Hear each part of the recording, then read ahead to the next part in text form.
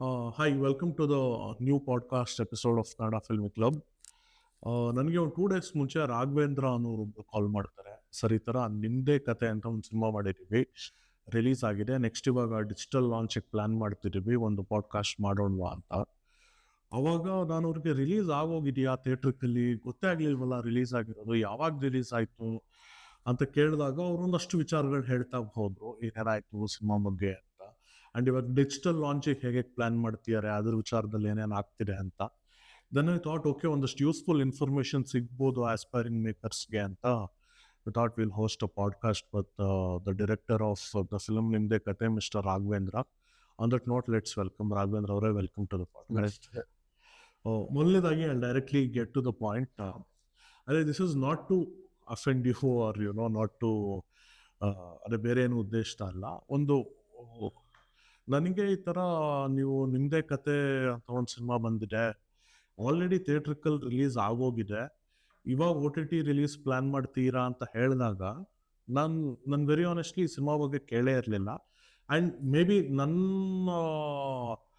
ನಾನೇನೋ ಬ್ಯುಸಿಯಾಗಿ ಗೊತ್ತಿಲ್ಲದಲ್ಲೇ ಇರ್ಬೋದು ಅಂದ್ಕೊಂಡು ನಾನು ಸರ್ಕಲಲ್ಲಿ ಒಂಚೂರು ವಿಚಾರಿಸಿದೆ, ಅವರು ಯಾರು ಕೇಳಲಿಲ್ಲ ಅಂದರು. So do you agree that ಇದಷ್ಟು ನೋಟಿಸ್ ಆಗಿಲ್ಲ ಅನ್ನೋದು ಒಪ್ತೀರಾ? ಎಕ್ಸಾಕ್ಟ್ಲಿ ಒಪ್ತೀರಾ? So if so, what are the reasons, ಏನೇನು ಇರ್ಬೋದು, ಏನು ವಾಟ್ ಹ್ಯಾಪನ್? ಏನಾಗುತ್ತೆ ಸರ್, ಈಗ ನಾವು ಸಿನಿಮಾ ಮಾಡಬೇಕಾದಾಗ ರಿಲೀಸಿಂಗ್ ಪ್ಲಾನೇ ಇರೋದಿಲ್ಲ. ಓಕೆ. ಸೊ ಅದು ಕೂಡ ಒಂದು ಮೇಜರ್ ಇದಾಗುತ್ತೆ. ನಾವು ಸಿನಿಮಾ ಮುಗಿದ ಮೇಲೆ ನಾವು ಅದನ್ನು ಪ್ರಮೋಷನ್ಗೆ ಅಂತ ತೊಗೊಂಬರ್ತೀವಿ. ಸೊ ಪ್ರಮೋಷನಿಗೆ ಅಂತೇಳಿ ನಾವು ಬಡ್ಜೆಟೇ ಇಟ್ಟಿರೋದಿಲ್ಲ. ಅಂದರೆ ಹೇಳ್ತಿರೋದು ಇವನ್ ಪ್ರೊಡಕ್ಷನ್, ಪ್ರಿ ಪ್ರೊಡಕ್ಷನ್ ಅದನ್ನು ಪ್ರೋಗ್ರಾಮಿಗೆ ಹಾಕಿರೋದಿಲ್ಲ. ಸೊ ಎಲ್ಲ ಮುಗಿಸ್ಕೊಂಡು ನಾವು ಡಿಸ್ಟ್ರಿಬ್ಯೂಷನ್ ಟೇಬಲಿಗೆ ಬಂದಾಗ ಅಲ್ಲೊಂದು ಬಡ್ಜೆಟ್ ಕೊಡ್ತಾರೆ. ಸೊ ಆ ಬಡ್ಜೆಟ್ ನೋಡಿದ್ರೆ ನಮ್ಗೆ ಏನು ಅನಿಸುತ್ತೆ, ನಮ್ಮ ಸಿನಿಮಾಗಿಂತ ಪ್ರಮೋಷನ್ ಬಡ್ಜೆಟ್ ಜಾಸ್ತಿ ಅನ್ನಿಸ್ತಾ ಇರುತ್ತೆ. ಸೊ ಆ ಟೈಮಲ್ಲಿ ನಾವು ಪ್ರಮೋಷನ್ ಮಾಡಬೇಕಾ, ಈ ಸಿನಿಮಾನ ಏನು ಮಾಡಬೇಕು ನಾವು? ಯಾಕೆಂದರೆ ನಾವು ಎಲ್ಲ ಹೊಸ ತಂಡ ಕಟ್ಕೊಂಡಿರ್ತೀವಿ. ಸೊ ಹೊಸ ತಂಡ ಕಟ್ಕೊಂಡಾಗ ನಾವು ಕೂಡ ನಾವು ಬರೀ ಸಿನಿಮಾ ಮಾಡೋದು ಅಷ್ಟೇ ಮುಖ್ಯ ಅನಿಸ್ಬಿಟ್ರೆ, ಸಿನಿಮಾ ಚೆನ್ನಾಗಿತ್ತು ಅಂತ ಹೇಳಿದ್ರೆ ಯಾರೋ ಬರ್ತಾರೆ, ಅದನ್ನು ತಗೊಳ್ತಾರೆ. ಸೊ ಈ ಪ್ರೊಸೆಸ್ಸಲ್ಲೇ ನಮ್ಮ ಥಾಟ್ ಪ್ರೊಸೆಸ್ ಇರುತ್ತೆ. ಸೊ ಡಿಸ್ಟ್ರಿಬ್ಯೂಟರ್ ಸಿನಿಮಾ ತಗೊಳ್ತಾರೆ, ಸೊ ಅವ್ರು ಅದನ್ನು ರಿಲೀಸ್ ಮಾಡ್ತಾ ಹೋಗ್ತಾರೆ. ಸೊ ಈ ಥರದ ಒಂದು ನಾಲೆಡ್ಜ್ ಇಲ್ಲದೆ ಇರೋದು ಅಂತ ಹೇಳ್ಬೋದು. ಸೊ ನಾವು ಸಿನಿಮಾನ ಚೆನ್ನಾಗಿ ಮಾಡ್ಕೊತಾನೆ ಬಂದ್ವಿ. ಸಿನಿಮಾ ಎಲ್ಲೂ ಯಾವುದು ಕ್ವಾಲಿಟಿ ಕೆಡಿಸ್ದಂಗೆ ಎಲ್ಲ ಬಂದ್ವಿ. ಬಟ್ ಒಂದು ರಿಲೀಸಿಗೆ ಅಂತ ಬಂದಾಗ ನಮಗೆ ಈ ಬಡ್ಜೆಟ್ಗಳು ನಮಗೆ ಕ್ವಶನ್ ಮಾರ್ಕ್ ಆಗಿ ನೆಕ್ಸ್ಟ್ ಏನು ಮಾಡ್ಬೇಕು ನಾವು? ಸೊ ಈ ಒಂದು ಕ್ವಶನ್ ಮಾರ್ಕು, ಈ ಕನ್ಫ್ಯೂಷನಲ್ಲಿ ನಾವು ಪ್ರಮೋಷನ್ನ ತುಂಬ ಇಗ್ನೋರ್ ಮಾಡ್ಬೋದು. ಸೊ ಹಂಗಾಗಿ ಏನಾಯಿತು, ನಮಗೆ ಫಸ್ಟು ರಿಲೀಸ್ ಮಾಡಬೇಕಾ ಬೇಡವಾ, ವಿತೌಟ್ ರಿಲೀಸ್ ನಾವೇನಾದರೂ OTTಸ್ಗೆ ಹೋಗ್ಬೋದಾ, ಇಲ್ಲ ಯಾರಾದರೂ ವಿತೌಟ್ ರಿಲೀಸ್ ತೊಗೊಳ್ತಾರಾ? ಸೊ ಈ ಥರ ಫಸ್ಟ್ ಹುಡ್ಕೊಂಡು ಹೋಗಿದ್ದೆ. ಈ ಥರ ನಾವು ಇದಕ್ಕೊಂದು ಸ್ವಲ್ಪ ನಾವು ಒಂದು ದಾಟ ನಡೆಸಿದ್ವಿ. ಎಲ್ಲೂ ಕೂಡ ಯಾವುದೂ ಆಗದೇ ಇದ್ದಾಗ ಕೊನೆಗೆ ಒಂದು ರಿಲೀಸ್ ಮಾಡಲೇಬೇಕು, ಡೀಸೆಂಟ್ ರಿಲೀಸ್ ಆಗಲಿ, ಸಿನಿಮಾ ರಿಲೀಸ್ ಆಗಬೇಕು ಅನ್ನೋ ಒಂದು ಉದ್ದೇಶಕ್ಕೆ ಒಂದು ಕಮ್ಮಿ ಪ್ರಮೋಷನ್ನೇ ಮಾಡಿಲ್ಲ ಅಂತಲೂ, ಸ್ವಲ್ಪ ಭಾಳ ಕಮ್ಮಿ ಬೇರೆ ಮಿನಿಮಮ್ ಪ್ರಮೋಷನ್ನು ಅಂತೇಳಿ ಅದನ್ನು ಫಿಲ್ಮ್ ರಿಲೀಸ್ ಮಾಡಿದ್ವಿ. ನಮ್ಮದೇ ಆದ ಸರ್ಕಲ್ಗಳಲ್ಲಿ ನಾವು ಪ್ರಮೋಟ್ ಮಾಡ್ತಿದ್ದ ಸೊ ಮಾಡಿದ್ವಿ. ಸೊ ಇದು ಒಂದು ಮೇಜರ್ ಬ್ಯಾಕ್ ಡ್ರಾಪ್ ಸಿನಿಮಾ. ಯಾಕೆಂದರೆ ಸಿನಿಮಾ ಗೆಲ್ತಾ ಇರೋದೇ, ಈಗ ಒಂದು ಸಿನಿಮಾ ಎಷ್ಟೇ ಚೆನ್ನಾಗಿ ಮಾಡಲಿ, ಸಿನಿಮಾನ ಒಂದು ಬುಕ್ ಚೆನ್ನಾಗಿದೆ ಅಂತ ಹೇಳಿದ್ರೆ ಅದನ್ನು ಓದೋ ಸಂಖ್ಯೆ ಜಾಸ್ತಿ ಆದ್ರೆ ಆ ಬುಕ್ಕಿಗೆ ವ್ಯಾಲ್ಯೂ. ಸೊ ನಾವು ಸಿನಿಮಾ ಮಾಡಿಬಿಟ್ಟು ಅದನ್ನು ರೀಚೇ ಮಾಡಲಿಲ್ಲ ಜನಕ್ಕೆ ಅಂತ ಹೇಳಿದ್ರೆ, ಸೊ ನಮ್ಮ ಸಿನಿಮಾ ಚೆನ್ನಾಗಿದ್ದರೂ ಚೆನ್ನಾಗಿಲ್ಲ ಅಂದ್ರೂ ಅದಕ್ಕೇನು ವ್ಯಾಲ್ಯೂ ಇಲ್ಲದೆ ನಾವು. ಓಕೆ. ಸೊ ಈ ಒಂದು ರೀಸನ್ನಿಂದ ನಾವು ಪ್ರಮೋಷನ್ ಲ್ಯಾಕಿಂದ ನಾವು ಯಾರಿಗೂ ರೀಚ್ ಆಗಲಿಲ್ಲ. ನನಗೆ ಇವಾಗ ನಿಮ್ಮ ಸಿನಿಮಾ ಬಜೆಟ್ ನೀವು ರಿವೀಲ್ ಮಾಡೋದು ಬೇಡ, ಅಥವಾ ನಿಮ್ಮ ಮಾರ್ಕೆಟಿಂಗ್ ಬಜೆಟ್ ನೀವು ರಿವೀಲ್ ಮಾಡೋದು ಬೇಡ, ಬಟ್ ನಿಮಗೊಂದು ಅನುಭವ ಆಗಿರೋದ್ರಿಂದ, ನೀವು ಆನೆಸ್ಟಾಗಿ ಒಪ್ಕೊತಿರೋದ್ರಿಂದ ದಟ್ ನಾವು ಕರೆಕ್ಟಾಗಿ ಪ್ರಮೋಟ್ ಮಾಡಲಿಲ್ಲ ಅನ್ನೋ ಕಾರಣಕ್ಕೆ ರೀಚ್ ಆಗಲಿಲ್ಲ ಅಂತ. ಸೊ ಗೋಯಿಂಗ್ ಫಾರ್ವರ್ಡ್ ನಿಮ್ಮ ನೆಕ್ಸ್ಟ್ ಸಿನಿಮಾದಲ್ಲಿರ್ಬೋದು, ಅಥವಾ ನೋಡ್ತಿರೋ ವೀಕ್ಷಕರು ಯಾರ್ಯಾರು ಸಿನಿಮಾಗಳು ಮಾಡ್ತಿದ್ದಾರೆ, ಸೊ ಅವ್ರಿಗೆ ನೀವು ಒಂದು ಇಷ್ಟು ಬೇರೆ ಮಿನಿಮಮ್ ಬಜೆಟ್ನ ಮಾರ್ಕೆಟಿಂಗಿಗೆ ಇಟ್ಕೊಂಡ್ಬಿಡಿ ಅಂತ ಹೇಳೋದು ಕಷ್ಟ ಆಗ್ಬೋದು. ಬಿಕಾಸ್ 10 ಕೋಟಿ ಸಿನಿಮಾಗೆ ಒಂಥರ ಪ್ರಮೋಷನ್ ಮಾಡಬೇಕು, 100 ಕೋಟಿಗೆ ಒಂಥರ ಮಾಡಬೇಕು, 1 ಕೋಟಿಗೆ ಒಂಥರ ಮಾಡಬೇಕು.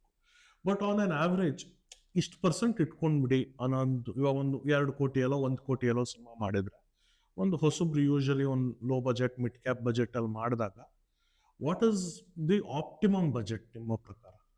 ಸರ್, ಅದನ್ನು ನೀವು ಅವಾಗಲೇ ಹೇಳ್ದಂಗೆ ಇದು ಹೇಳೋದು ತುಂಬಾ ಕಷ್ಟ. ನಾವು ಎಷ್ಟೇ ಆಗಿ ಅದು ನಾವು 1 ಕೋಟಿಯಲ್ಲಿ ಸಿನಿಮಾ ಮಾಡಿರಲಿ, 10 ಕೋಟಿಯಲ್ಲಿ ಮಾಡಿರ್ತೀವಿ, ಯಾವುದು ಪ್ರಮೋಷನ್ಗೆ ಇಷ್ಟೇ ಇಡಬೇಕು ಅನ್ನೋದು ಕಷ್ಟ. ಕೆಲವು ಟೈಮಲ್ಲಿ ಪ್ರಮೋಷನಿಗೆ ಸಿನಿಮಾ ಬಡ್ಜೆಟ್ ಈಕ್ವಲೆಂಟ್ ಬಡ್ಜೆಟ್ ಕೇಳುತ್ತೆ. ಕೆಲವು ಸತಿಗೆ ಸಿನಿಮಾದಲ್ಲಿ ಸ್ಟಾರ್ ಕಾಸ್ಟ್ ಜಾಸ್ತಿ ಇತ್ತು ಅಂತ ಹೇಳಿದ್ರೆ ತನ್ನಷ್ಟಕ್ಕೆ ತಾನೇ ಪ್ರಮೋಟ್ ಆಗ್ತಾ ಇರುತ್ತೆ. ಸೊ ಅವಾಗ ನೀವು ಏನು ಪ್ರಮೋಷನ್ ಮಾಡಬೇಕು ಅನ್ನೋದು ಸ್ವಲ್ಪ ಕಮ್ಮಿ ಆಗ್ಬೋದು. ಸೊ ಮಿನಿಮಮ್ ಎಲ್ಲ ಕಡೆ ನಾವು ಕೇಳ್ತಾ ಇದ್ದು ಒಂದು ಮಿನಿಮಮ್ 25% ಆಫ್ ದಿ ಬಡ್ಜೆಟ್ ನೀವು ಪ್ರಮೋಷನ್ ಇಟ್ಕೋಬೇಕು ಅಂತ ಇತ್ತು. ಬಟ್ ಈ ಗ್ರೌಂಡ್ ರಿಯಾಲಿಟಿ ನನಗೆ ಗೊತ್ತಾಗಿದ್ದು ಅದು ತುಂಬ ಕಮ್ಮಿ ಅನಿಸ್ತಾರೆ. ಸೊ ಇಲ್ಲ ಪ್ರಾಪರ್ ಪ್ರಮೋಷನ್ ಮಾಡಲಿಲ್ಲ ಅಂದಿದ್ದು ನಮಗೆ ಏನಾಗುತ್ತೆ, ನಾವು ಎಷ್ಟೇ ಪ್ರಮೋಷನ್ ಮಾಡಿದ್ರು ಅದೆಲ್ಲೂ ಹೊರಗಡೆ ಕಾಣ್ತಾ ಇಲ್ಲ. ನಾವು ಆ್ಯಕ್ಚುಲಿ ನಮ್ಮದು ಫಿಲಮ್ಗೆ ನಾವು ಒಂದು 10% ಮಾಡಿರ್ಬೋದು. ಆ 10% ಕೂಡ ಕಾಣಬೇಕು ಹೊರಗೆ. ಸೊ ಕಾಣ್ತಾ ಇಲ್ಲ ಅಂತಾಗ ನಾವು ಪ್ರಮೋಷನ್ಗೆ ಸೊ ಆ ಕಾರಣದಕ್ಕೆ ಬಜೆಟ್ ಕಾರಣ ಅಂತೀರ, ಇನ್ನೂ ಪಂಪಿಂಗ್ ಮಾಡಬೇಕು ಅಲ್ಲ, ಬಡ್ಜೆಟ್ ಅದಕ್ಕೆ ಟ್ರಾನ್ಸ್ಪರೆನ್ಸಿ ಇಲ್ಲ ಸರ್. ನಾವು ಯಾರ ಹತ್ರ ಹೋಗ್ಬೇಕು, ಯಾರ ಹತ್ರ ಮಾಡಬೇಕು. ಈಗ ನಾವು ಇನ್ಸ್ಟಾಗ್ರಾಮ್ ಮೀಮ್ಸ್ ಅಂತ ಬರ್ತಾರೆ. ಸೊ ಅಲ್ಲಿ ನೀವು ಒಂದು ಕೆಲವು ಕ್ಲಿಪ್ಪಿಂಗ್ಸ್ ಕೊಟ್ಬಿಡಿ, ನೀವು ಸಾಂಗ್ಸ್ ಕೊಟ್ಬಿಡಿ, ನೀವು ಹಾಕ್ಬಿಡ್ತಿರ್ತಾರೆ. ಸೊ ಅದು ಎಷ್ಟು ಜನಕ್ಕೆ ರೀಚ್ ಆಯಿತು, ಎಲ್ಲಿ ರೀಚ್ ಆಯಿತು. ನನ್ನ ಸಿನಿಮಾ ನಾನು ಬೆಂಗಳೂರಲ್ಲಿ ರಿಲೀಸ್ ಮಾಡ್ಬಿಟ್ಟು ನಮ್ಮದು ಎಲ್ಲ ಉತ್ತರ ಕರ್ನಾಟಕದಲ್ಲಿ ಓಡಿದ್ರೆ ಸೊ ಯೂಸ್ ಇಲ್ಲ. ಎಲ್ಲಿ ನಂದು ಮೀಮ್ ಓಡ್ತಾ ಇರುತ್ತೋ ಇಲ್ಲ ಎಲ್ಲೋ ಆ ಪ್ಲೇಸಲ್ಲಿ ಆ ಸರ್ಕಲಲ್ಲಿ ನಂದು ರಿಲೀಸ್ ಆಗುತ್ತೆ ಸಿನಿಮಾ. ಸೊ ಇದೆಲ್ಲ ಕಾರಣ ಇರುತ್ತೆ ಸರ್. ಸೊ ಹಂಗಾಗಿ ನಾವು ಇಷ್ಟೇ ಬಡ್ಜೆಟ್ ಅಂತ ಗೊತ್ತಿಲ್ಲ. ಮೋಸ್ಟ್ಲಿ ನನ್ನ ಸಿನಿಮಾಕ್ಕಿಂತ ಜಾಸ್ತಿ ಬಡ್ಜೆಟ್ ಕೇಳ್ಬೋದು ಪ್ರಮೋಷನ್. ಸೊ ಆ ಪ್ರಮೋಷನ್ ಹಿಡ್ಕೊಂಡು ಫಾರ್ ಎಕ್ಸಾಂಪಲ್ ಸಮ್ಟೈಮ್ಸ್ ನನಗೆ ಇನ್ನೊಂದು ಯಾವುದೋ ಸಿನಿಮಾ 2 ಕೋಟಿ ಬಡ್ಜೆಟ್ ಇಟ್ಟಿದ್ರು. 2 ಕೋಟಿಯಲ್ಲಿ ಅವರು ಸಿನಿಮಾ ಬಡ್ಜೆಟೇ 75 ಲಕ್ಷ. ಇನ್ನು ಉಳಿದಿದ್ದೆಲ್ಲ ಪ್ರಮೋಷನ್ಗೆ ಅಂತಲೇ ಬಡ್ಜೆಟ್ ಇಟ್ಕೊಂಡು. ಸೊ ಗೊತ್ತಿಲ್ಲ ಅವ್ರ ಸ್ಟ್ರಾಟಜಿ ಏನು ಅಂತೇಳಿ. ಕೆಲವರು 25% ಸಾಕು ಅಂತಾರೆ, ಕೆಲವು 50% ಅಂತಾರೆ. ಸೊ ಇದು ಒಂದು ಪ್ರಶ್ನೆ sir. So it depends on A direction team ಅಥವಾ ಪ್ರೊಡಕ್ಷನ್ ಟೀಮ್. ಸೊ ಅವು ಕೇಪಬಲ್ ಆಗಿದೆ. So if they are knowing the marketing ಅಂತ ಹೇಳಿದ್ರೆ ಅವ್ರು ಎಲ್ಲಿ ನಾವು ಪ್ರಮೋಟ್ ಮಾಡಬೇಕು, ಯಾರನ್ನು ಹಿಡಿದ್ರೆ ಪ್ರಮೋಟ್ ಆಗುತ್ತೆ. ಇವೆಲ್ಲ ಮ್ಯಾಟರ್ ಆಗೋದ್ರಿಂದ ನಮ್ಗೆ ಎಕ್ಸಾಕ್ಟ್ ಬಡ್ಜೆಟ್ ಸಿಗೋದು ಸ್ವಲ್ಪ ಕಷ್ಟ. ಓಕೆ. ಸೊ ಯಾವ್ದು ಮಾಡಿದ್ರೆ ಇವಾಗ ನೀವು ಒಂದಷ್ಟು ಮಾಡಿರ್ತೀರಿ. ಸೊ ಯಾವುದು ನಿಮಗೆ ಇದು ಅನವಶ್ಯಕತೆ ಅನ್ನಿಸ್ತು, ಅಂದರೆ ಇದು ಬೇಕಾಗ್ತಿಲ್ಲ, ಇದು ಸುಮ್ಮನೆ ವಿನಾಕಾರಣ ಖರ್ಚು ಮಾಡಿದ್ವಿ ಅನ್ನೋಂಗೆ? ಅಲ್ಲ, ಆ ಥರ ಬರೋದೇ ಇಲ್ಲ ಸರ್. ನಿಮಗೀಗ ನಾವು ಬಸ್ಸಿಗೆ ಹಾಕ್ತೀವಿ, ಸೊ ಅದನ್ನು ನೋಡೋರು ಎಷ್ಟು ಜನ ಇರ್ತಾರೆ. ಸೊ ಇದೊಂದು ಸಿನಿಮಾ ಬರ್ತಾ ಇದೆ ಅಂತೇಳಿ ಸೊ ಪ್ರತಿಯೊಂದು ಪ್ರಮೋಷನ್ ಕೂಡ ಯಾರಿಗಾದ್ರೂ ಒಬ್ರಿಗೆ ರೀಚ್ ಆಗೇ ಆಗುತ್ತೆ. ಬಟ್ ಅದು ಕನ್ವರ್ಷನ್ ಆಗುತ್ತೆ ಥಿಯೇಟ್ರಿಗೆ ಬರೋದಕ್ಕೆ ಅವರಿಗೆ. ಸೊ ಅದು ನಮಗೆ ಗೊತ್ತಿಲ್ಲ. ಈಗ ಜನ ಇವತ್ತು ಥಿಯೇಟ್ರಿಗೆ ಬಂದು ನೋಡೋರು ಇದ್ದಾರೆ, ಮೊಬೈಲಲ್ಲಿ ನೋಡೋರು ಇದ್ದಾರೆ. ಸೊ ನಾವು ಪ್ರಮೋಷನ್ ಥಿಯೇಟ್ರಿಗೆ ಬಂದು ನೋಡೋರಿಗೆ ನಾವು ಪ್ರಮೋಟ್ ಮಾಡೋಕ್ಕೆ ಕಷ್ಟ ಆಗುತ್ತೆ. ಸೊ ಅವ್ರು ಎಲ್ಲಿದ್ದಾರೆ ಗೊತ್ತಿಲ್ಲ. ಸೊ ನಾವು ಜನರಲ್ಲೇ ಪ್ರಮೋಟ್ ಮಾಡಲೇಬೇಕು. ಸೊ ಇಲ್ಲಿ ಕೊರತೆ ಕಾಣಿಸ್ತಾ ಇರೋದು, ಒಂದು ರೈಟ್ ಪೀಪಲ್ ಮಾರ್ಕೆಟಿಂಗಲ್ಲಿಲ್ಲ, ಎರಡನೇದು ರೈಟ್ ಬಜೆಟ್ಟು ಇಲ್ಲ, ಮೂರನೇದು ರೈಟ್ ಸ್ಟ್ರಾಟಜಿನೂ ಟೀಮ್ ಕಡೆಯಿಂದ ಆಗಿರಬೇಕು. ಸ್ಟ್ರಾಟಜಿ ಅಂದರೆ ಅದು ತುಂಬ ಒಳ್ಳೆ ಸ್ಟ್ರಾಟಜಿನೇ ಇರೋದಿಲ್ಲ ಸರ್. ಅಂದರೆ ನಮ್ಮದು ಸಿನಿಮಾದ ಏನೋ ಜಾನರ್ ಇರುತ್ತೆ, ನಾವು ಇದನ್ನು ಯಾವ ಸ್ಟ್ರಾಟಜಿ ಮುಖಾಂತರ ಯೂಸ್ ಮಾಡಬೇಕು, ನಾವು ಯಾರನ್ನ ಆ ಸ್ಟ್ರಾಟಜಿ ಬಳಸ್ಕೋಬೇಕು. ಸೊ ನಾವು ಜಸ್ಟು ಒಂದಿಷ್ಟು ಅಮೌಂಟು ಇದನ್ನು ಪ್ರಮೋಷನಿಗೆ ಕೊಟ್ಬಿಡೋದು. ಇವಾಗ ನನ್ನ ಹತ್ರ ರೈಟ್ ಸ್ಟ್ರಾಟಜಿ ಇದ್ದು ಒಂದು ರೈಟ್ ಮಾರ್ಕೆಟಿಂಗ್ ಏಜೆನ್ಸಿ ಜೊತೆ ಒಂದಷ್ಟು ಜನರ ಹತ್ರ ಫೀಡ್ಬ್ಯಾಕ್ ತೊಗೊಂಡು ವರ್ಕ್ ಮಾಡಿದಾಗ what will be the right budget ಆವಾಗ ಆ ಸಿನಾರಿಯೋ? ಅಲ್ಲ, ಬಡ್ಜೆಟ್ ನಮ್ಗೆ ಇನ್ನೂ ಕ್ವಶನ್ ಸರ್. ಅದಕ್ಕೆ ಒಂದು ಬಾಲ್ ಪಾರ್ಕ್ ಫಿಗರ್ ಸಿಗೋದೇ ಇಲ್ಲ ನಿಮಗೆ. ಅದು ನೀವು ಎಷ್ಟಿದ್ರೂ ಒಳ್ಳೇದೇ ಅನ್ಸ್ಬಿಡುತ್ತೆ. ನಿಮಗೆ ಅದು ಎಷ್ಟು ಖರ್ಚು ಮಾಡಿದ್ರು ಅದು ಕಮ್ಮಿನೇ ಕಾಣಿಸ್ತಾ ಇರುತ್ತೆ. ನಿಮಗೆ 10 ಬಸ್ ಹಾಕಿದ್ರು ಕಮ್ಮಿ ಅನಿಸ್ತಿರುತ್ತೆ, 100 ಬಸ್ ಹಾಕಿದ್ರು ಕಮ್ಮಿ ಅನಿಸುತ್ತೆ. ಈಗ ಆಟೋ ಹೋದಾಗ ನೀವು ಎಷ್ಟು ಆಟೋ ಹಾಕಿದ್ರು ಕಮ್ಮಿ ಅನಿಸ್ಬಿಡುತ್ತೆ. ಬೆಂಗಳೂರು ಅಂತ ಸಿಟಿಯಲ್ಲಿ ನೀವು ಎಷ್ಟು ಹೊತ್ತು ಆಟೋ ಹಾಕ್ತೀರಾ, ನಿಮ್ಗೆ ಎಷ್ಟು ಆಟೋ ಹಾಕಿದ್ರು ಇನ್ನೂ ಕಮ್ಮಿ ಆಯಿತು ಅಂತೇಳಿ ಇನ್ನೂ ಹಾಕ್ಸ್ತಾನೆ ಹೋಗ್ತೀರಾ. ಸೊ ಡಿಪೆಂಡ್ಸ್ ನನ್ನ ಬಡ್ಜೆಟ್ ಏನು ಅಂತ ನಾನು ಫಸ್ಟೇ ಪ್ರೋಗ್ರಾಮಿಂಗ್ ಮಾಡ್ಕೊಂಡ್ರೆ, ಸೊ ನಾನು ಇಷ್ಟೇ ನೀವು ಬಡ್ಜೆಟ್ ಅಂದರೆ ಅವಾಗ ಒಂದು ನಾವು ಕ್ಯಾಪ್ ಹಾಕೋಬೇಕು. ಬಿಟ್ಟರೆ ಅದಕ್ಕೆ ಇಷ್ಟೇ ಬೇಕು ಅಷ್ಟೇ ಬೇಕು ಅನ್ನೋದು ನನ್ನ ಪ್ರಕಾರ ಕಷ್ಟ ಆಗುತ್ತೆ ಅದು. ಬಟ್ ಇನ್ನೊಂದಷ್ಟು ಜನ ನಾನು ನೋಡಿರೋ ಹಂಗೆ ಸಿನಿಮಾಗಳಲ್ಲಿ ಒಂದು ಪ್ರಚಾರ ಸಿಗಲಿ, ಒಂದು ರೀಚ್ ಸಿಗಲಿ ಅಂದ್ಬಿಟ್ಟು ನೋನ್ ಆರ್ಟಿಸ್ಟ್ನ ಹಾಕ್ಕೊಳ್ತಾರೆ. ಅಂದರೆ I am not talking about stars. ಇವಾಗ ಮೈನ್ ಪಾತ್ರಗಳಲ್ಲಿ ಸ್ಟಾರ್ಗಳಲ್ದಲೇ ಇವಾಗ ಸಪೋರ್ಟಿಂಗ್ ರೋಲ್ಗಳಲ್ಲಿ ಆದಷ್ಟು ನೋನ್ ನೇಮ್ಸ್ ಹಾಕ್ಕೊಳ್ತಾರೆ, ಸೊ ದಟ್ ಒಂದು ರೀಚ್ ಸಿಗುತ್ತೆ ಅಂತ. ಆದರೆ ಆ ಪಾತ್ರನ ಯಾರಾದರೂ ಮಾಡ್ಬೋದಾಗಿರುತ್ತೆ, ಬಟ್ ಒಂದು ನೋನ್ ನೇಮ್ ಹಾಕ್ಕೊಂಡಿರ್ತಾರೆ. ಅದೇ ಥರ ಟೆಕ್ನಿಷಿಯನ್ಸ್ ವರ್ಗಕ್ಕೆ ಬಂದರೆ ಆದಷ್ಟು ನೋನ್ ಸಿಂಗರ್ಸ್ ಹಾಕ್ಕೊಂಡಿರ್ತಾರೆ. ಆದರೆ ಬೇರೆಯವ್ರು ಹಾಡಿದ್ರು ಆ ಸಿಚುವೇಶನ್ಗೆ ವರ್ಕ್ ಆಗ್ಬೋದು ಅನ್ನೋಂಗಿರುತ್ತೆ. ಬಟ್ ಪ್ರಚಾರಕ್ಕೆ ಹೆಲ್ಪ್ ಆಗಲಿ ಅಂತ both off screen and on screen ಒಂದು ಸ್ವಲ್ಪ ನೋನ್ ನೇಮ್ಸ್ನ ಯೂಸ್ ಮಾಡಿದಾಗ ಅದೆಲ್ಲರೂ ಹೆಲ್ಪ್ ಆಗುತ್ತಾ? ಆಡಿಯನ್ಸ್ ಪಾಯಿಂಟ್ ಆಫ್ ವ್ಯೂಲಿ ಹೆಲ್ಪ್ ಆಗುತ್ತೆ ಸರ್. ಓಕೆ, ಆಡಿಯನ್ಸಿಗೆ ರೆಕಗ್ನೈಸೇಷನ್, ಓಕೆ ಇವ್ರು ಇದ್ದಾರೆ, ನಿಮಗೆ ಕಮರ್ಷಿಯಲಿ ಗೊತ್ತಿಲ್ಲ. ಓಕೆ, ಈಗ ಫಾರ್ ಎಕ್ಸಾಂಪಲ್ ನಮ್ದ್ರಲ್ಲೂ ಈಗ ನಾವು ನೋನ್ ಸಿಂಗರ್ಸಿಂದ ಆಡಿಸಿದ್ವಿ. ಕರೆಕ್ಟ್. ನವೀನ್ ಸಜ್ಜು ಸರ್ ಆಡಿದ್ದಾರೆ, ರಾಜೇಶ್ ಕೃಷ್ಣನ್ ಸರ್ ಆಡಿದ್ದಾರೆ, ಕುಚಿಗಟ್ ಮೀನ ಮಾಡಿದ್ದಾರೆ, ಅನಿಲ್ ಶಾಸ್ತ್ರಿ ಸರ್ ಆಡಿದ್ದಾರೆ. ಸೊ ಎಲ್ಲ ಅಂದ್ರೆ ಎಲ್ಲ ಹೆಸರು and on screen C K Chandru C K Chandru sir ಇದ್ದಾರೆ. ಹೇಳಿದ್ರೆ ಫಾರ್ ಎಕ್ಸಾಂಪಲ್ ಆಡಿಯೋ ಬಂದಾಗ ನಾವು ಇಷ್ಟೆಲ್ಲ ಈಗ ನಾನ್ ಸಿಂಗರ್ಸ್ ಇಂದ ಆರ್ಟ್ಸ್ ಇದ್ದೇನೆ ಎಲ್ಲಾದ್ರೂ ಕಮರ್ಷಿಯಲ್ ವರ್ಕ್ ಆಗುತ್ತೆ ಅಂತ ನಾವು ಅದನ್ನ ತಗೊಂಡೋಗಿ ಪ್ಲಾಟ್ಫಾರ್ಮ್ ಇಟ್ಟಾಗ ಯಾರು ಕೂಡ ಕೋಟ್ ಮಾಡಲಿಲ್ಲ. ಅಂದ್ರೆ when you say platform audio ರೈಟ್ಸ್ಗೆ ಓಕೆ, ಅಲ್ಲೂ ಕೂಡ ನಮ್ಗೆ ಯಾರು ಕಮರ್ಷಿಯಲ್ ಕೋಟ್ ಮಾಡಲಿಲ್ಲ. ಸೊ ಪ್ಲಾಟ್ಫಾರ್ಮ್ ಕೊಡ್ತೀವಿ, ನೀವು ಅದನ್ನು ಪ್ಲೇಸ್ ಮಾಡಿ ನಮ್ಮದ್ರಲ್ಲಿ. ಬಟ್ ಅದರಿಂದ ಏನಾದರೂ ನಮ್ಮಲ್ಲಿ ರೆವೆನ್ಯೂ ಜನರೇಟ್ ಆದರೆ ಫಾರ್ ಎಕ್ಸಾಂಪಲ್ 1 name ಓದಿದ್ರೆ ನಾವು ಇಷ್ಟು ಕೊಡ್ತೀವಿ. ಸೊ ಆ ಥರ ಮಾತಾಡಿದ್ರೆ ಬಿಟ್ಟರೆ ಯಾರು ಕೂಡ ಸೊ ಇಷ್ಟು ದೊಡ್ಡ ಹೆಸರುಗಳಿದ್ರು ಬಜೆಟ್ ಕೋಟ್ ಮಾಡ್ತಿಲ್ಲ. ಬಟ್ ಇದು ಆಡಿಯನ್ಸ್ ಪಾಯಿಂಟ್ ಆಫ್ ವ್ಯೂ ಅಲ್ಲಿ ಓಕೆ, ನವೀನ್ ಸಜ್ಜು ಸರ್ ಆಡಿದ್ದಾರೆ, ಸೊ ಹಾಡು ಕೇಳೋದಕ್ಕೆ ಆಡಿಯನ್ಸ್ಗೆ ನಮಗೆ ಅನುಕೂಲ ಇದೆ.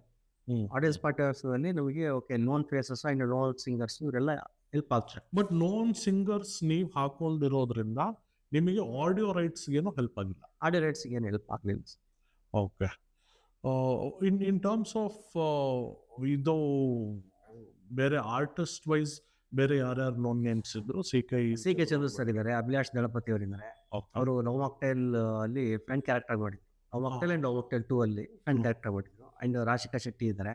ಸೊ ಈಗ ಬಿಗ್ ಬಾಸ್ 12 ಅಲ್ಲಿ ಕಂಟೆಸ್ಟ್ ಆಗಿದೆ, ವರ್ಕ್ ಮಾಡ್ತಾರೆ. ಸೊ ಮನೋಹರ್ ಗೌಡ ಅಂತೇಳಿ ಅವರು ಕೋಳಿಕಳ್ಳ ಅಂತೇಳಿ ಇದರಲ್ಲಿ ಯಾವುದು ಜಿ ಕನ್ನಡ ಕಾಮಿಡಿ ಕಿಲಾಡಿಗಳಲ್ಲಿ ಹೆಸರಾಯಿತು ಕೋಳಿಕಳ್ಳ ಅಂತೇಳಿ. ಸೊ ನಾವು ತೀರಾ ಅನ್ನೋನ್ ಫೇಸ್ ಏನು ಹಾಕಿಲ್ಲ, ನೋನ್ ಫೇಸು. ಸೊ ಇಷ್ಟೆಲ್ಲ ಇದ್ರೂ ನೀವು ನಿಮ್ಮ OTT ಜರ್ನಿ ಹೇಗಿತ್ತು? OTT ಬಿಸ್ನೆಸ್ ಹೋದಾಗ OTT ಬಿಕಾಸ್ ಸಿಂಗರ್ಸ್ ನೋನ್ ಇದ್ದಾಗ ನೀವು ಆಡಿಯೋ ಬಿಸ್ನೆಸ್ ಹೋದಾಗ ವರ್ಕ್ ಆಗಿಲ್ಲ. ಅದೇ ತರ ಒಂದು ನೋನ್ ಆರ್ಟಿಸ್ಟ್ ಬಳಗ ಇಟ್ಕೊಂಡು OTT ಜರ್ನಿ ಯಾವ ತರ ಇತ್ತು? ಸೊ OTTಗೆ ಏನಾಯ್ತು, ನಮ್ದು ಅಪ್ರೋಚೇ ಫಸ್ಟ್. ಬಟ್ ಅದೇ ಎಂಡ್ ಆಫ್ ದ ಡೇ ನಾವು ಅವ್ರನ್ನ ಬ್ಲೇಮ್ ಮಾಡ್ತಿಲ್ಲ, ಆರ್ಟಿಸ್ಟ್ ಆಗಲಿ ಟೆಕ್ನಿಷಿಯನ್ಸ್ ಆಗಲಿ ಬ್ಲೇಮ್ ಮಾಡ್ತಿಲ್ಲ. End of the day cinema craft making ಎಷ್ಟೊಂದು ಪ್ಯಾರಾಮೀಟರ್ಸ್ ಇರುತ್ತೆ. ಬಟ್ ಇದೊಂದು ಯಾಕೆಂದ್ರೆ ಚಾನಲ್ ಮುಖಾಂತರನೇ ನಾವು ಎಷ್ಟೊಂದು ನಿಮ್ಮ ಚಾನಲ್ ಮುಖಾಂತರ ನಾವು ಗೈಡೆನ್ಸ್ ಆಗ್ತೀವಿ, ಎಷ್ಟೊಂದು ಎಜುಕೇಟ್ ಆಗಿದ್ದೀವಿ. ಸೊ ನನಗೆ ನಾವು ಎಷ್ಟು ಫ್ರ್ಯಾಂಕ್ ಆಗಿ ಮಾತಾಡ್ತೀವೋ ಅಷ್ಟು ನಮಗೇನಾಗುತ್ತೋ ಗೊತ್ತಿಲ್ಲ. ಅಟ್ಲೀಸ್ಟ್ ನೋಡೋರಿಗೆ ಇದರಿಂದ ಏನಾದರೂ ಒಂದು ಅಂದರೆ ಏನೋ ಒಂದು ಇಷ್ಟು ಹಾಕೊಂಬಿಟ್ರೆ ಹಿಂಗೆ ಆಗ್ಬಿಡುತ್ತೆ, ಇದಾಕ್ಬಿಟ್ರೆ ಹಿಂಗೆ ಆಗ್ಬಿಡುತ್ತೆ ಅನ್ನೋದೊಂದು ಇರುತ್ತಲ್ಲ, ಅದು ಯಾವುದು ಅಷ್ಟು ಈಸಿ ಇಲ್ಲ, ನಡೆಯೋದೇ ಇಲ್ಲ ಅಂತ ಹೇಳ್ತಾಯಿಲ್ಲ, ಅಷ್ಟು ಈಸಿ ಇಲ್ಲ ಹೊಸೊಬ್ಬರಿಗೆ. ಈಗ ನಮ್ಮದು ರೆಕಗ್ನೈಸ್ಡ್ ಪ್ರೊಡಕ್ಷನ್ ವ್ಯಾಲ್ಯೂ ಅಲ್ಲ, ಪ್ರೊಡಕ್ಷನ್ ಹೌಸ್ ಅಲ್ಲ, ರೆಕಗ್ನೈಸ್ಡ್ ಪ್ರೊಡ್ಯೂಸರ್ಸ್ ಅಲ್ಲ, ರೆಕಗ್ನೈಸ್ಡ್ ಡೈರೆಕ್ಟ್ ಅಲ್ಲ. ಸೊ ಹಿಂಗಿದ್ದಾಗ ನಾವು ಯಾರನ್ನು ಅಪ್ರೋಚ್ ಮಾಡಬೇಕು ಅನ್ನೋದು ನಮಗೂ ಕ್ವಶನ್ ಮಾರ್ಕ್. ಸೊ ಇವೆಲ್ಲ ಇದ್ದಾಗ ನಮಗೆ ಈಗ OTT ಹೋಗೋದು ಅಷ್ಟು ಈಸಿ, ಟ್ರಾನ್ಸ್ಪರೆನ್ಸಿ ಇಲ್ಲ OTTಗೂ ಕೂಡ. ನಾವು ಯಾರ ಮುಖಾಂತರ ಹೋಗ್ತಾ ಇದೀವಿ ಅನ್ನೋದು ತುಂಬ ಮುಖ್ಯ. ಅದಕ್ಕೆ ಅಂತ ಅಗ್ರಿಗೇಟರ್ಸ್ ಇರ್ತಾರೆ, ಅವ್ರನ್ನ ಕಾಂಟ್ಯಾಕ್ಟ್ ಮಾಡಬೇಕು. ನಾವು ಅವ್ರನ್ನ ಕಾಂಟ್ಯಾಕ್ಟ್ ಮಾಡೋದೇ ಲೇಟ್ ಆಗುತ್ತೆ. ಸೊ ಏನಾಗುತ್ತೆ, ಸಿನಿಮಾ ಬಂದು ಒಂದಿಷ್ಟು ದಿನದೊಳಗಡೆ ನಾವು ಕಾಂಟ್ಯಾಕ್ಟ್ ಮಾಡಿದರೆ ಇಲ್ಲ ಬಿಫೋರ್ ಕಾಂಟ್ಯಾಕ್ಟ್ ಮಾಡಿದರೆ ನಮ್ಗೆ ಅದು ಅನುಕೂಲ ಆಗ್ತಿತ್ತೋ ಗೊತ್ತಿಲ್ಲ. ಸೊ ಅದರಿಂದನೂ ಎಲ್ಲ ತಪ್ಪುಗಳು ನಮ್ಮ ಮೇಲೆ ಹಾಕ್ಕೊಳ್ತಾ ಇರೋದು ಸಿನಿಮಾ ಚೆನ್ನಾಗಿಲ್ಲ ಅಂತಲ್ಲ. ಸೊ ನಮ್ಮ ಕಡೆಯಿಂದ ನಮಗೆ ಲ್ಯಾಕ್ ಆಫ್ ನಾಲೆಡ್ಜ್ ಇಂದ ನಾವು ಅದ್ರ ಬಗ್ಗೆ ಪ್ರಿಪೇರ್ಡ್ ಇಲ್ಲದೆ ಇರೋದ್ರಿಂದ ನಮಗೇನಾಯ್ತು, ಎಲ್ಲ ಒಂದೊಂದೇ ಸಿನಿಮಾವನ್ನು ಮಾಡ್ಕೊಂಬಿಟ್ವಿ ನಾವು. ಸಿನಿಮಾ ಮಾಡಿದ ಮೇಲೆ ನಮಗೆ ಪ್ರಿಪೇರ್ಡ್ ಇಲ್ಲದೆ ಇರೋದ್ರಿಂದ ಎಲ್ಲವೂ ನಮಗೆ ಒಂಥರ ಕಷ್ಟ ಅಂತಲೇ ಅನ್ನಿಸ್ತಾ ಬಂತು. ಸೊ ಸೇಮ್ OTTನೂ ಅಷ್ಟೇ. ಅಟ್ಲೀಸ್ಟ್ ನಾವು ಆಡಿಯೋ ಪ್ಲ್ಯಾಟ್ಫಾರ್ಮ್ಗೆ ನಾವು ಹೋದ್ವಿ, ದೇ ಆರ್ ಆಲ್ ರೀಚಬಲ್ ಇದ್ದಾರೆ ಎಲ್ಲ ಆಡಿಯೋ ಪ್ಲ್ಯಾಟ್ಫಾರ್ಮ್ಸ್. ಬಟ್ ಅವ್ರದ್ದು ಯಾರೂ ಚಾರಿಟಿ ಓಪನ್ ಮಾಡಿಲ್ಲ. ಸೊ ಅವ್ರಿಗೂ ಅದರಿಂದ ಏನು ಬಿಸ್ನೆಸ್ ಬರುತ್ತೆ, ಏನು ಹಾಡು, ಯಾರು ಆಡಿದ್ದಾರೆ, ಯಾರು ಮಿಸ್ಟೇಕು ಎಲ್ಲ ಇನ್ಕ್ಲೂಡ್ ಆಗುತ್ತೆ, ಇವನ್ ಆರ್ಟಿಸ್ಟ್ ಕೂಡ. ಸೊ ಅವರು ಪ್ಲ್ಯಾಟ್ಫಾರ್ಮ್ ಕೊಡ್ತೀವಿ, ಬಟ್ ಏನು ರೆವೆನ್ಯೂ ಏನಾದರೂ ಜನ್ರೇಟ್ ಆದರೆ ನಿಮಗೆ ಇಷ್ಟು ಕೊಡ್ತೀವಿ ಆ ಥರ, ಅಂದರೆ ಒಂದು ನಿಮ್ಗೆ ನೋಡಿದ್ರೆ ಇಷ್ಟು ಕೊಡ್ತೀವಿ ಹಿಂಗೆ ಅಂತೇಳಿ. ಬಟ್ ಇದಕ್ಕೆ OTT ಬಂದ ನಮಗೆ ಅದು ಟ್ರಾನ್ಸ್ಪರೆನ್ಸಿ ಇಲ್ಲ, ಯಾರ ಹತ್ರ ಹೋಗಬೇಕು, ನಾವು ಯಾರನ್ನು ಭೇಟಿ ಆಗಬೇಕು, ಆ ಒಂದು ಪ್ರೊಸೆಸ್ಸೇ ನಮಗೆ ಟೈಮ್ ತಗೊಂಡು. ಸೊ ಹಾಗಾಗಿ ನಾವು OTTಗೆ ಇಮಿಡಿಯೇಟಾಗಿ ಹೋಗೋಕ್ಕಾಗಲಿಲ್ಲ. ಆಮೇಲೆ ಕೆಲವೊಂದು ಆಗಿರುತ್ತೆ, ಹೋಗೇ ಇಲ್ಲ ಅಂತಲ್ಲ, ನಮಗೆ ರೈಟ್ ಪರ್ಸನ್ ಸಿಕ್ಕಿರಲ್ಲ. ಯಾರೋ ಒಬ್ರು ಹೇಳ್ತಾರೆ ನಾವು OTT ಮಾಡಿಸ್ಕೊಟ್ಬಿಡ್ತೀವಿ ನಿಮಗೆ ಅಂತೇಳಿ. ಸೊ ಆಯಿತು, ಅವ್ರು ಮಾಡಿಸ್ಕೊಡ್ತಾರೆ ಅಂತೇಳಿ ಆ ಒಂದು ನಂಬಿಕೆ ಮೇಲೆ ಅಡ್ಡಾಡ್ತಾ ಇರ್ತೀವಿ, ಅವ್ರನ್ನ ಫಾಲೋ ಅಪ್ ಮಾಡ್ತಾ ಇರ್ತೀವಿ. ಸೊ ಅದು ಟೈಮ್ ಗ್ರ್ಯಾಬ್ ಮಾಡಿಬಿಡುತ್ತೆ. ಕೊನೆಗೆ ಒಂದು ಎಂಡ್ ಅವ್ರ ಫೋನ್ ರಿಸೀವ್ ಮಾಡಲ್ಲ. ಸೊ ಅವಾಗ ನಮಗೆ ರಿಯಲೈಸ್ ಆಗಿ ಸ್ಟಾರ್ಟ್ ಆಯ್ತು, ಇಲ್ಲ ಇದೆಲ್ಲ ಇನ್ನೊಂದು ವೇ ಇದೆ ಅಂತೇಳಿ. ಇನ್ನೊಬ್ರು ಮತ್ತೆ ಹುಡುಕೊಂಡು ಹೋಗೋ ಅಷ್ಟೇ ಅಲ್ಲೊಂದು ಟೈಮ್ ಕನ್ಸ್ಯೂಮ್ ಆಗುತ್ತೆ. ಸೊ ಇವೆಲ್ಲ ಕಾರಣ ಇರ್ಬೋದು ಸರ್ ನಾವು OTTಗೆ ಬರದೇ ಇರೋದಕ್ಕೆ. ಸೊ ಇವಾಗ ನೀವು ಡೈರೆಕ್ಟ್ ಯೂಟ್ಯೂಬ್ ಲಾಂಚ್ ಅಂತ ಪ್ಲಾನ್? ಹೌದು, ಡೈರೆಕ್ಟಾಗಿ ಯೂಟ್ಯೂಬ್ ಲಾಂಚ್ ಅಂತ ಬರ್ತಾ ಇದೆ. ಈ OTT ನಮಗೆ ಕೊನೆಗೆ ಎಲ್ಲಿಗೆ ಬಂದು ಅಂದರೆ ಕೊನೆಗೆ ಎಲ್ಲಿಗೆ ಡಿಸೈಡ್ ಆಯ್ತು ಅಂದರೆ OTT ರೆಂಟಿಗೆ ತಗೊಳ್ತೀವಿ ಅಂತ ಬಂದರು. ಪ್ರೈಮ್ ಇರ್ಬೋದು, ಬೇರೆ ಇರ್ಬೋದು, ಕೆಲವರು ಪೇಪರ್ ವ್ಯೂಗೂ ಆಗ್ತೀವಿ ಅಂತ ಬಂದರು, ಬೇರೆ ಅದು ಪ್ರೈಮ್ ಬಿಟ್ಟು ಬೇರೆ OTTರು. ಬಟ್ ನಮಗೆ ಕೊನೆಗೆ ಇಷ್ಟೆಲ್ಲ ಜರ್ನಿ ಆದಮೇಲೆ ನಮ್ಮ ಸಿನಿಮಾ ರೀಚ್ ಆಗಬೇಕು. ಸೊ ರೀಚು ನಮಗೆ ಲಾಸ್ಟ್ ಟೈಮ್ ಅಮೀರ್ ಖಾನ್ ಅವ್ರದ್ದೊಂದು ಇಟ್ಟು ನೋಡ್ತಾ ಇದ್ವಿ. ಸೊ ಅವ್ರ ಇಟ್ಟುವಲ್ಲಿ ಅವ್ರದ್ದೊಂದು ರೀಸೆಂಟ್ ಸಿತಾರೆ ಜಮೀನ್ ಪರ್ ಇದು ಸಿನಿಮಾನ ಯೂಟ್ಯೂಬ್ ಹೋಗ್ಬಿಟ್ಟು ಅದಕ್ಕೆ ಅವರು ಕನ್ಕ್ಲೂಷನ್ ಕೊಟ್ಟಿದ್ವಿ. ಸೊ ಯೂಟ್ಯೂಬ್ ಕೂಡ ಅದು ಅಷ್ಟೇ ಸ್ಟ್ರಾಂಗ್ ಒಂದು ಪ್ಲಾಟ್ಫಾರ್ಮ್ ಇದೆ. ನಾವು ಅದನ್ನು ನೀಟಾಗಿ ಯುಟಿಲೈಸ್ ಮಾಡ್ಕೊಳ್ತಾ ಇಲ್ಲ ಅನ್ನೋ ರೀತಿಯಲ್ಲಿ ಅವರು ಮಾತಾಡಿದ್ರು. ಸೊ ಅವರು ದಂಗಲ್ ಸಿನಿಮಾ ಇವತ್ತು ಹೈಯೆಸ್ಟ್ ಗ್ರಾಸಿಂಗಲ್ಲಿ ದುಡ್ಡು ಮಾಡಿರೋದು. ಅದನ್ನೇ ಅವ್ರು ನೋಡಿರೋ ಅದೇ ಜನ ನೋಡಿರೋದು 3 ಕೋಟಿ 4 ಕೋಟಿ ಜನ ನೋಡಿದ್ದಾರೆ ಅಂತೇಳಿ ಅವ್ರು ಹೇಳ್ತಾರೆ. ಸೊ ಅಂಥದ್ದು ಯೂಟ್ಯೂಬು ಪ್ರತಿಯೊಬ್ಬರು ಕೈಯಲ್ಲೂ ಇದೆ ಇವತ್ತು. ಸೊ ಪ್ರತಿಯೊಬ್ಬರು ನಾನು ಇವತ್ತು ನೋಡಬೇಕು ಅನಿಸಿದರೆ ಯಾವುದೇ ಥರ ಸಬ್ಸ್ಕ್ರಿಪ್ಷನ್ ಇಲ್ಲದೆ, ಯಾವುದೇ ಥರದ ರೆಂಟ್ ಕಟ್ಟದೇನೆ ಈಸಿಯಾಗಿ ನಾವು ವಾಚ್ ಮಾಡ್ಬೋದು. ಸೊ ಆ ಒಂದು ಇದರಲ್ಲಿ ನಾವು ವರ್ಕ್ ಮಾಡ್ಬೋದಾ? ಸೊ ಯಾವ ಥರ ಇರುತ್ತೆ ಅದರೊಳಗೆ ಒಂದು ಸ್ಕ್ಯಾನರ್ ಹಾಕಿದ್ದೀವಿ ನಾವು ಸಿನಿಮಾದಲ್ಲಿ. ಇಷ್ಟ ಆದರೆ ನಿಮಗೆ ತುಂಬ ಇಷ್ಟ ಆದರೆ ಸೊ ಏನಾದರೂ ಒಂದು ಟಿಕೆಟ್ ಪ್ರೈಸು ಅಥವಾ ಏನಾದರೂ ಒಂದು ಕಾಂಟ್ರಿಬ್ಯೂಟ್ ಮಾಡ್ಬೋದು. ಸೊ ನಾವು ನಮ್ಮದು ಬಿಗ್ ಬಡ್ಜೆಟ್ ಸಿನಿಮಾ ಅಂತ ಹೇಳ್ತಾ ಇಲ್ಲ, ನಮ್ಮದು ಒಂದು ಡೀಸೆಂಟ್ ನೋಡಿದವರೆಲ್ಲರೂ ಒಂದು 10 ಜನದಲ್ಲಿ 8 ಜನ ಇಷ್ಟಪಟ್ಟಿದ್ದಾರೆ. ಸೊ ಯಾರು ಇಷ್ಟಪಟ್ಟಿಲ್ಲ ಆ ಥರನೂ ಇಲ್ಲ. ಯಾಕಂದ್ರೆ ನಮ್ಮ ಸಿನಿಮಾದ ರಿವ್ಯೂಸು ಇದ್ದಾವೆ. ಬಟ್ ಇನ್ನೊಂದು ನಮ್ಗೆ ಅವಾಗ ಫಸ್ಟಿಗೆ ಕೇಳಿದ್ವಿ ನಿಮ್ಮ ಸಿನಿಮಾ ನಮಗೆ ರೀಚ್ ಆಗಿಲ್ಲ ಅಂತೇಳಿ. ನಮ್ಗೆ ಇದರಲ್ಲೂ ಕೂಡ ನಾವು ಎಡವಿದ್ವಿ ಅವಾಗ. ಚೆನ್ನಾಗಿದೆ ಅಂತ ಹೇಳೋದನ್ನು ಕೂಡ ನಾವು ಪ್ರಮೋಷನ್ಗೆ ಬಳಸ್ಕೊಂಡೇನೆ. ಸೊ ಈ ಇದರಲ್ಲಿ ನಾವು ಇವಾಗ ಸೊ ಅದನ್ನು ಮಿಸ್ ಮಾಡಬಾರ್ದು. ನೋಡೋಣ ಎಷ್ಟು ಸಾಧ್ಯನೋ ಅಷ್ಟು ನಾವು ಪ್ರಮೋಟ್ ಮಾಡೋಣ. ಈ ನಿಟ್ಟಿನಲ್ಲಿ ನಾವು ನಮ್ಮದೇ ಆದ blue sky studios YouTube channel ಇದೆ, ಅಲ್ಲಿ ನಾವು ಸಿನಿಮಾನ ಪ್ಲೇಸ್ ಮಾಡ್ತಾ ಇದ್ವಿ. ಒಂದು ಸ್ಕ್ಯಾನರ್ ಹಾಕಿದ್ದೀವಿ ಅಕೌಂಟ್ದು, ಬ್ಯಾಂಕ್ ಅಕೌಂಟ್ದು. ಇಷ್ಟ ಆದರೆ ಏನಾದರೂ ಸಪೋರ್ಟ್ ಮಾಡಿ. ಓಕೆ. ನಾನಿನ್ನೂ ನೀವೊಂದಷ್ಟು ವಿಚಾರಗಳು ಮಾತಾಡ್ತೀನಿ. ಅಂದರೆ ನಿಮ್ಮ ಜರ್ನಿ ಇರ್ಬೋದು, ಇಲ್ಲ ಕ್ರಾಫ್ಟ್ ಹೇಗೆ ಮಾಡಿದ್ರಿ, ಎಷ್ಟು ದಿವಸ ಶೂಟ್ ಮಾಡಿದ್ರಿ, ಆ್ಯಂಡ್ ಏನಕ್ಕೆ ಆಡಿಯನ್ಸ್ ಇದನ್ನು ನೋಡಬೇಕು, ಇದೆಲ್ಲ ಮಾತಾಡೋಣ. ಅದೆಲ್ಲದಕ್ಕೆ ಮುಂಚೆ ನನಗೊಂದು ಕುತೂಹಲ ಏನಂದರೆ, ಇವಾಗ ನಾನು ಒಬ್ಬ ಡೆಬ್ಯೂ ಡೈರೆಕ್ಟರ್ ಆಗಿ ನನ್ನ ಮೊದಲನೇ ಸಿನಿಮಾ ನಂತರ ಒಂದಷ್ಟು ವಿಚಾರಗಳನ್ನ ಕಲ್ತ್ಕೊಂಡೆ. ಓಕೆ, ಇದನ್ನು ಮಾಡಬೇಕಿತ್ತು, ಇದನ್ನು ಮಾಡಬಾರ್ದಿತ್ತು, ಇದನ್ನು ಮಾಡಬಾರ್ದಿತ್ತು ಅಂತ. ಆ ಥರ ಪ್ರತಿಯೊಬ್ಬರಿಗೂ ಅವರವರ ಮೊದಲ ಸಿನಿಮಾ ಆದಮೇಲೆ ಒಂದಷ್ಟು ಅರಿವಾಗಿರುತ್ತೆ, ಲರ್ನಿಂಗ್ಸ್ ಆಗಿರುತ್ತೆ, ಇಲ್ಲ ಎಕ್ಸ್ಪೋಜರ್ ಸಿಕ್ಕಿ ಏನೋ ಒಂದು ಹೊಸದು ಕಲ್ತಿರ್ತೀವಿ. ಆ ಥರ ನೀವು ನಿಮ್ಮ ಸಿನಿಮಾದಲ್ಲಿ ಕಲ್ತಿರೋ ಅಥವಾ ರಿಯಲೈಸ್ ಆಗಿರೋ ಅಥವಾ ಇಲ್ಲ ನೆಕ್ಸ್ಟ್ ಸಿನಿಮಾಗೆ ತಿತ್ಕೋಬೇಕು ಅನ್ನೋ ಒಂಥರ ಟೇಕ್ ಅವೇಸ್ ಎಲಿಮೆಂಟ್ಸ್ ಯಾವ್ದು ಹೇಳ್ಬೋದು? ಅಂದರೆ in terms of everything, writing, casting, making, business ಎಲ್ಲ ಸೇರಿ ಭಾಳಷ್ಟು ಇದೆ. ಸೊ ನಾವು ನಮ್ಮ ಸಿನಿಮಾಯಿಂದ, ಹಳೆ ಸಿನಿಮಾಯಿಂದ ನಾವು ಕಲಿಯೋದು ಭಾಳನೇ ಇರುತ್ತೆ. ಯಾಕೆಂದರೆ ಮೊದಲನೇ ಸಿನಿಮಾದಲ್ಲಿ ನಾವು ಇಂಡಿವಿಜುವಲಾಗಿ ವರ್ಕ್ ಮಾಡಿರ್ತೀವಿ. ಇಂಡಿವಿಜುವಲ್ ಅಂದರೆ ಒಂದು ಸ್ವಲ್ಪ ಸಣ್ಣ ಒಂದು 2-3 ಜನ ಇರ್ತಾರೆ. ಎಲ್ಲ ನಾವು ಇಂಡಿವಿಜುವಲಾಗಿ ವರ್ಕ್ ಮಾಡಿರ್ತೀವಿ. ಸೊ ಫಸ್ಟ್ ಅಂದರೆ ಸಿನಿಮಾ ಹೆಂಗೆ ವರ್ಕ್ ಆಗುತ್ತೆ ಅನ್ನೋದು ನಾವು ತಿಳ್ಕೊಬೇಕು. ಸೊ ಪ್ರೀ ಪ್ರೊಡಕ್ಷನ್ ನಡಿಬೇಕಾದ್ರೆ ಪ್ರೀ ಪ್ರೊಡಕ್ಷನ್ ಏನೇನೆಲ್ಲ ಬೇಕು ನಮಗೆ. ಸೊ ಪ್ರೀ ಪ್ರೊಡಕ್ಷನ್ ತಕ್ಷಣ ಬರೀ ಕತೆ ಬರೆದ್ಬಿಟ್ಟೆ ಅದಕ್ಕೊಂದು ಸ್ಕ್ರೀನ್ ಪ್ಲೇ ಬರೆದ್ಬಿಟ್ಟೆ ಅನ್ನೋದು ಆಗಲ್ಲ. ಪ್ರೀ ಪ್ರೊಡಕ್ಷನ್ ನಮ್ಮ ಮ್ಯೂಸಿಕ್ ಕೂಡ ಪ್ರೀ ಪ್ರೊಡಕ್ಷನಲ್ಲೇ ಬರಬೇಕು. ಸೊ ನಮ್ಮ ಸಿನಿಮಾದಲ್ಲಿ ಪ್ರೀ ಪ್ರೊಡಕ್ಷನಲ್ಲಿ ನಮ್ಮ ಮ್ಯೂಸಿಕ್ ತರಲೇ ಇಲ್ಲ. ನಮ್ದು ಎಂಟೈರ್ ಸಿನಿಮಾ ಮುಗಿದ ಮೇಲೆ ನಾವು ಮ್ಯೂಸಿಕ್ ಮಾಡಿ. ಸೊ ಅದರಿಂದ ಏನಾಗುತ್ತೆ, ನಮಗೆ ಒಂದೇನೋ ಒಂದು ಸಾಂಗ್ ಪ್ಲೇಸ್ಮೆಂಟ್ ಇರುತ್ತೆ. ಸಾಂಗ್ ಪ್ಲೇಸ್ಮೆಂಟಿಗೆ ನಮಗೆ ಏನೋ ಟೈಮ್ ಡ್ಯೂರೇಷನ್ ಬೇಕಾಗಿರುತ್ತೆ. ಸೊ ನಾವು ಆಫ್ಟರ್ ಸಿನಿಮಾ ಮುಗಿದ ಮೇಲೆ ಹೋದಾಗ ನಮಗೆ ಆ ಟೈಮ್ ಡ್ಯೂರೇಷನ್ ನಾವು ಅಲ್ಲಿ ಎಕ್ಸಾಕ್ಟಾಗಿ ಸಿಗೋದಿಲ್ಲ. ನಾವು ಆಗ ಮಾಂಟೇಜ್ಗೆ ಹೋಗ್ಬೇಕಾದ ಪರಿಸ್ಥಿತಿ ಬರ್ತಿದೆ. ಮತ್ತೆ ನಾವು ಸಿಕ್ಕಿದ್ರೆ ಅಲ್ಲಿಗೆ ಏನು ಬೇಕೋ ತಗೊಂಡ್ಬಿಡ್ತೀವಿ. ಆಮೇಲೆ ರೈಟಿಂಗ್ ಟೈಮ್ಸಲ್ಲೂ ಅಷ್ಟೇ ನಮಗೆ ಎಕ್ಸಾಕ್ಟಾಗಿ ವರ್ಡ್ಸ್ಗೂ ಗೊತ್ತಿರಲ್ಲ. ಈಗ ಫಾರ್ ಎಕ್ಸಾಂಪಲ್ ಆಫ್ ವೇ ಅಂತ ಹೇಳ್ತೀವಿ, ಜೆ ಕಟ್ಸ್ ಇರ್ಬೋದು, ಇಲ್ಲ ನೆಕ್ಸ್ಟ್ ಇನ್ನೊಂದು ಇಂಟು ಕಟ್ ಶಾರ್ಟ್ಸ್ಗಳು. ಈ ಪ್ರತಿಯೊಂದು ನಮಗೆ ಅದು ಗೊತ್ತೇ ಇಲ್ಲದಾಗ ನಾವು ಸುಮ್ಮನೆ ರೈಟಿಂಗ್ ಬರ್ಕೊಂಡು ಹೋಗಿರ್ತೀವಿ. ಎಡಿಟಿಂಗ್ ಟೇಬಲ್ ಮೇಲೆ ಇದನ್ನೆಲ್ಲ ಮಾಡಬೇಕು. ಇದನ್ನೇ ನಾವು ರೈಟಿಂಗಲ್ಲೇ ಬರ್ಕೊಂಡ್ಬಿಟ್ಟಿದ್ರೆ ನಮಗೆ ಅದು ತುಂಬ ಈಸಿ ಆಗುತ್ತೆ. ಸೊ ಆಮೇಲೆ ಪ್ರೊಡಕ್ಷನಲ್ಲಿ ನಮಗೆ ಅವ್ರದ್ದೇ ಆದಂಥ ಒಂದು ಇದಿರುತ್ತೆ, ಅಂದರೆ ಒಂದು ಮ್ಯಾನೇಜರ್ ಇರಬೇಕು. ಸೊ ಇದು ಯಾವುದೂ ಇಲ್ಲದೆ ವರ್ಕ್ ಮಾಡಿದಾಗ ನಮಗೆ ಪ್ರತಿಯೊಂದು ನಾವೇ ನಿಂತು ವರ್ಕ್ ಮಾಡಿದಾಗ ಕ್ರಿಯೇಟಿವಿಟಿನೂ ಸ್ವಲ್ಪ ಕಮ್ಮಿ ಆಗುತ್ತೆ. ನನಗೆ ಅನಿಸಿದ್ದೆ ಸರ್, ಈಗ ಪ್ರತಿಯೊಂದು ನಾವೇ ಎಲ್ಲ ಮ್ಯಾನೇಜ್ ಮಾಡ್ತಿದ್ದೀವಿ ಅಂದಾಗ ಕ್ರಿಯೇಟಿವಿಟಿ ಕಮ್ಮಿ ಆಗಿಬಿಡುತ್ತೆ. ಆಮೇಲೆ ಬಡ್ಜೆಟ್ ವೈಸು ಅಷ್ಟೇ. ಬಡ್ಜೆಟ್ ವೈಸ್ ನಾವು ಉಳಿಸೋದಕ್ಕೆ ಅಂತೇಳಿ ನಾವು ಫಾರ್ ಎಕ್ಸಾಂಪಲ್ ಈಗ ಒಂದು 100 ಜನ ಬೇಕಾಗಿರುತ್ತೆ ಯಾವುದೋ ಸಿನಿಮಾ. ನಾವು 100 ಜನ ಬೇಕು ಅಂದರೆ 100 ಜನ ತರಬೇಕಲ್ಲ. ಸೊ ಅದು 100 ಜನ ತರದಲ್ಲಿ ನಾವೇನು ಮಾಡ್ತೀವಿ, ಅಲ್ಲಿರೋರು ಎಲ್ಲರನ್ನೂ ಸೇರಿಸ್ಕೊಂಡು ನಾವೇ ಒಂದು 20 ಜನ ಇದು ಮಾಡಿಬಿಟ್ರೆ ಆ ಸೀನು ಫಸ್ಟಿಂದ ಏನೋ ಬಂದಿರ್ತೀರ ಸಿನಿಮಾದಲ್ಲಿ, ಆ ಒಂದು ಸೀನು ಅದೆಲ್ಲನೂ ಕೆಳಗೆ ಮಾಡ್ಬೋದು. ಸೊ ಇಂಥವೆಲ್ಲ ರೈಟಿಂಗಲ್ಲಿ ನಾವು ತುಂಬ ಸ್ಟ್ರಾಂಗ್ ಇರಬೇಕು ಅನ್ನೋದು ಒಂದು ಫಸ್ಟ್ ಕಲ್ತಿದ್ದು. ಎರಡನೇದು ಬಂದ್ಬಿಟ್ಟು ಪ್ರೀ ಪ್ರೊಡಕ್ಷನ್ನು ಮತ್ತು ಪ್ರೊಡಕ್ಷನ್, ಪೋಸ್ಟ್ ಪ್ರೊಡಕ್ಷನ್, ಇವು ಮೂರನ್ನು ಕರೆಕ್ಟಾಗಿ ಅದರದ್ದೇ ಆದಂಥ ಸ್ಟ್ಯಾಂಡರ್ಡ್ಸ್ಗಳಲ್ಲಿ ವರ್ಕ್ ಮಾಡಬೇಕು. ಸೊ ನಾವು ಟೇಬಲ್ ಕೂತ್ಕೊಂಡು ಏನೋ ವರ್ಕ್ ಮಾಡ್ತೀವಿ, ಅದು ತಪ್ಪು. ಟೇಬಲಲ್ಲಿ ನೀವು ಏನು ಶೂಟ್ ಮಾಡಿರ್ತೀವೋ ಅದನ್ನೇ ವರ್ಕ್ ಮಾಡಬೇಕು. ಸೊ ಇಂಥವನ್ನೆಲ್ಲ ಸ್ವಲ್ಪ ಕಲ್ತಿದ್ದೀವಿ ಸರ್. ಓಕೆ. ಸ್ಟ್ಯಾಂಡರ್ಡ್ಸಲ್ಲಿ ವರ್ಕ್ ಮಾಡಬೇಕು ಅಂದರೆ ಅದೊಂದು ಚೂರು ಎಲಾಬ್ರೇಟ್. ಸ್ಟ್ಯಾಂಡರ್ಡ್ಸ್ ಅಂತ ಹೇಳಿದ್ರೆ ತೀರಾ ದೊಡ್ಡ ಸ್ಟ್ಯಾಂಡರ್ಡ್ಸ್ ಇರ್ತಲ್ಲ. ಸ್ಟ್ಯಾಂಡರ್ಡ್ಸ್ ಅಂತ ಹೇಳಿದ್ರೆ ಫಾರ್ ಎಕ್ಸಾಂಪಲ್ ನಮಗೆ ಒಂದು ಯಾವುದೋ ಸೀನ್ ಕಂಪ್ಲೀಟ್ ಆಗಿದೆ. ಸೀನ್ ಕಂಪ್ಲೀಟ್ ಆದಮೇಲೆ ನಾವು ಅದನ್ನು ಡಬ್ಬಿಂಗ್ ಹೋಗ್ಬೋದು. ಯಾಕೆಂದರೆ ನಾವು ಎಲ್ಲದಕ್ಕೂ ಒಂದು ಬ್ರೇಕ್ ಅಂತ ಇರುತ್ತೆ, ಶೆಡ್ಯೂಲ್ ಬ್ರೇಕ್ ಅಂತ ಇರುತ್ತೆ. ಸೊ ಅದು ನಮಗೆ ಐಡಿಯಾ ಇದ್ದಾಗ ಅದೇ ಇದನ್ನು ಈ ಥರದ್ದು ಸ್ಟ್ಯಾಂಡರ್ಡ್ಸ್ ಅಂತ ಹೇಳ್ತಾ ಇರೋದು. ಸೊ ಐಡಿಯಾ ಇದ್ದಾಗ ನಾವು ಅದನ್ನು ಮುಗಿಸ್ಕೊಂಡ್ಬಿಡ್ಬೋದು ಆ ಬ್ರೇಕಲ್ಲಿ. ಒಂದು ಯಾವುದೋ ಸೀನ್ ಕಂಪ್ಲೀಟ್ ಆಯಿತು, ಆರ್ಟಿಸ್ಟ್ ಕಂಪ್ಲೀಟ್ ಆಯಿತು ಅಂದರೆ ಅವ್ರು ಕರ್ಸ್ಕೊಂಬಿಟ್ಟು ನಾವು ಡಬ್ಬಿಂಗ್ ಮುಗಿಸ್ಕೊಳ್ಬೋದು. ಈವನ್ ಅದೇ ಎಡಿಟಿಂಗು ಅಷ್ಟೇ. ನಾವು ಶೆಡ್ಯೂಲ್ ಬ್ರೇಕಲ್ಲಿ ಎಡಿಟಿಂಗ್ ನಮಗೆ ಮೊದಲೇ ಪರಿಚಯ ಇದ್ದರೆ ಎಡಿಟರು, ಇಲ್ಲ ಮತ್ತೆ ನಾವು ಅವ್ರನ್ನ ಅಸೈನ್ ಮಾಡ್ಕೊಂಡಿದ್ದೆ, ನಾವು ಸೀನ್ ಕಂಪ್ಲೀಟ್ ಆದ ತಕ್ಷಣ ಅವ್ರಿಗೆ ಕೊಟ್ಬಿಡ್ಬೋದು. ಸೊ ನಮ್ದೇನಾಯಿತು, ಸಿನಿಮಾ ಮುಗಿಯೋವರೆಗೂ ನಾವು ಎಡಿಟಿಂಗ್ ಹೋಗೇ ಇಲ್ಲ. ಸಿನಿಮಾ ಮುಗಿದ್ಮೇಲೆ ನಮ್ಮ ಸಿನಿಮಾ ಎಡಿಟರ್ ಯಾರಾಗಬೇಕು ಅಂತ ಹುಡುಕ್ತಾ ಹೋಗಿದ್ದು.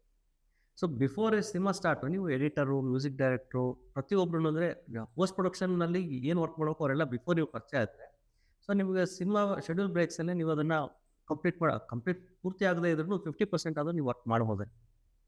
ಸೊ ಈ ಥರದಲ್ಲಿ ಸ್ಟ್ಯಾಂಡರ್ಡ್ಸ್ ಅಂತ ಹೇಳುತ್ತೆ ಸರ್.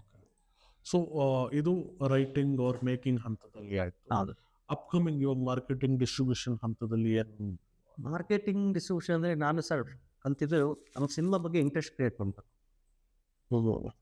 ಅಟ್ಲೀಸ್ಟು ಈಗ ಫಾರ್ ಎಕ್ಸಾಂಪಲ್ ಈಗ ನಿಮ್ಮದೇ ತೊಗೊಂಡ್ರೆ, ನಿಮಗೆ ಇನ್ನೊಂದು ಸಿನಿಮಾ ರೆಡಿ ಇದೆ ಅನ್ನೋದು ಅಟ್ಲೀಸ್ಟ್ ನಿಮ್ಗೆ ಫಾಲೋ ಮಾಡೋರಿಗೆ ಗೊತ್ತು. ರಾವಣ ರಾಜ್ಯದಲ್ಲಿ ನವದಂಪತಿಗಳು ಅಂತ ಏನೋ ಇದೆ ಅಲ್ವಾ, ಅಟ್ಲೀಸ್ಟ್ ನಮಗೆ ಗೊತ್ತದು. ಅಟ್ಲೀಸ್ಟ್ ನೋನ್ ಸರ್ಕಲಲ್ಲಿ ನಮ್ದೊಂದು ಸಿನಿಮಾ ಆಗ್ತಾ ಇದೆ ಅನ್ನೋದು ಗೊತ್ತಾಗಬೇಕು. ನಾವು ಎಲ್ಲ ಒಳಗಡೆ ಐಡ್ ಮಾಡ್ಕೊಂಡು ಬಂದು ಓನ್ಲಿ ರಿಲೀಸ್ ಟೈಮಲ್ಲಿ ನಾವು ಒಂದೊಂದು ಸಿನಿಮಾ ಅದು ಹೊಸೊಬ್ರು ಹೇಳ್ತಾರೆ, ಹೊಸೊಬ್ರಿಗೆ ನಮ್ಮ ಸಿನಿಮಾ ಇದೆ ಅಂತ ರಿಲೀಸ್ ಮಾಡೋಕ್ಕೆ ಹೋದಾಗ ಅದು ರೀಚ್ ಆಗೋದು ತುಂಬ ಟೈಮ್ ತಗೊಂಡುತ್ತೆ. ಸೊ ನಮ್ಮ ಸಿನಿಮಾ ಸ್ಟಾರ್ಟ್ ಆದಾಗಿಂದಲೇ ನಾವು ಒಂದು ಪ್ರಮೋಷನ್ಗೆ ಇಲ್ಲ ಮಾರ್ಕೆಟಿಂಗ್ ಬಗ್ಗೆ ಸ್ವಲ್ಪ ತಲೆ ಕೆಡಿಸ್ಕೋಬೇಕು. ಸೊ ಈ ಹಂತದಲ್ಲಿ ಮಾರ್ಕೆಟಿಂಗ್ ಬಗ್ಗೆನೂ ಕಲ್ತಿದ್ದೀವಿ ಅಂತ ಹೇಳಲ್ಲ, ಸ್ವಲ್ಪ ಏನೋ ಒಂದು ಗೊತ್ತಾಗಿದೆ ಯಾವ ಟೈಮಲ್ಲಿ ಹೋಗಬೇಕು. ಯಾಕೆಂದರೆ ಆಡಿಯನ್ಸು 5 ಥರ ಇರ್ತಾರೆ ಸರ್. ಅಲ್ಲೋ 5 ಸರ್ಕಲ್ ಇದೆ ಆಡಿಯನ್ಸಿಗೆ. ಫಸ್ಟ್ ಸರ್ಕಲ್ ಬಂದ್ಬಿಟ್ಟು ಸಿನಿಮಾದವರು ಇಮಿಡಿಯೇಟ್ ಫ್ಯಾಮಿಲೀಸ್. ಸೆಕೆಂಡ್ ಸರ್ಕಲ್ಲು ಈ ಇಮಿಡಿಯೇಟ್ ಸಿನಿಮಾದವರು family, relations, friends. Third circle ಬಂದು ಸಿನಿಮಾದವರು, ಅಂದರೆ ಆ ಸಿನಿಮಾಗೆ ಸಂಬಂಧ ಇಲ್ಲದೆ ಇರೋ ಇನ್ನೊಬ್ಬ ಡೈರೆಕ್ಟ್ರು, ಇನ್ನೊಬ್ಬ ಲೈಟ್ ಆಫ್ಸರ್. ಫೋರ್ತ್ ಸರ್ಕಲಲ್ಲಿ ನಿಜವಾದ ಆಡಿಯನ್ಸ್ಗಳು ಸ್ಟಾರ್ಟ್ ಆಗ್ತಾರೆ. ಫಿಫ್ತ್ ಸರ್ಕಲಿಗೆ ಎಲ್ಲ ಸಿನಿಮಾ ಚೆನ್ನಾಗಿದೆ, ಅವ್ರದ್ದೊಂದು ಚೆಕ್ ಲಿಸ್ಟ್ ಇರುತ್ತೆ. ಆ ಎಲ್ಲ ಚೆಕ್ ಲಿಸ್ಟ್ನು ರೈಟ್ ಆದರೆ ಅವ್ರು ಹೋಗಂಥವ್ರು. ನಾವೀಗ ಫಸ್ಟ್ ಸರ್ಕಲ್ಲೇ ರೀಚ್ ಆಗೋದು ಮತ್ತು ಸೆಕೆಂಡ್ ಸರ್ಕಲ್ ರೀಚ್ ಆಗೋದ್ರಲ್ಲಿ ನಾವು ಇರ್ತೀವಿ. ಇಲ್ಲ ಸರ್, ನೀವು ಸಿನಿಮಾದವರು, ನಮ್ಮ ಸಿನಿಮಾ ನಿಮಗೆ ಗೊತ್ತೇ ಇಲ್ಲ, ಸೊ ಅಲ್ಲಿ ನಾವು ಇಡುತ್ತಾ ಇದ್ದೀವಿ. ಇನ್ನು ಫೋರ್ತ್ ಸರ್ಕಲಿಗೆ ಹೋಗೋದು ನಮಗೆ ತುಂಬಾ ಕಷ್ಟ ಆಗ್ಬಿಡುತ್ತೆ. ಸೊ ಒಂದೊಂದು ಸರ್ಕಲಲ್ಲಿ ಸುತ್ಕೊಂಡೇ ಅದು ಹೊರಗಡೆ ಹೋಗೋ ವಿಷಯ.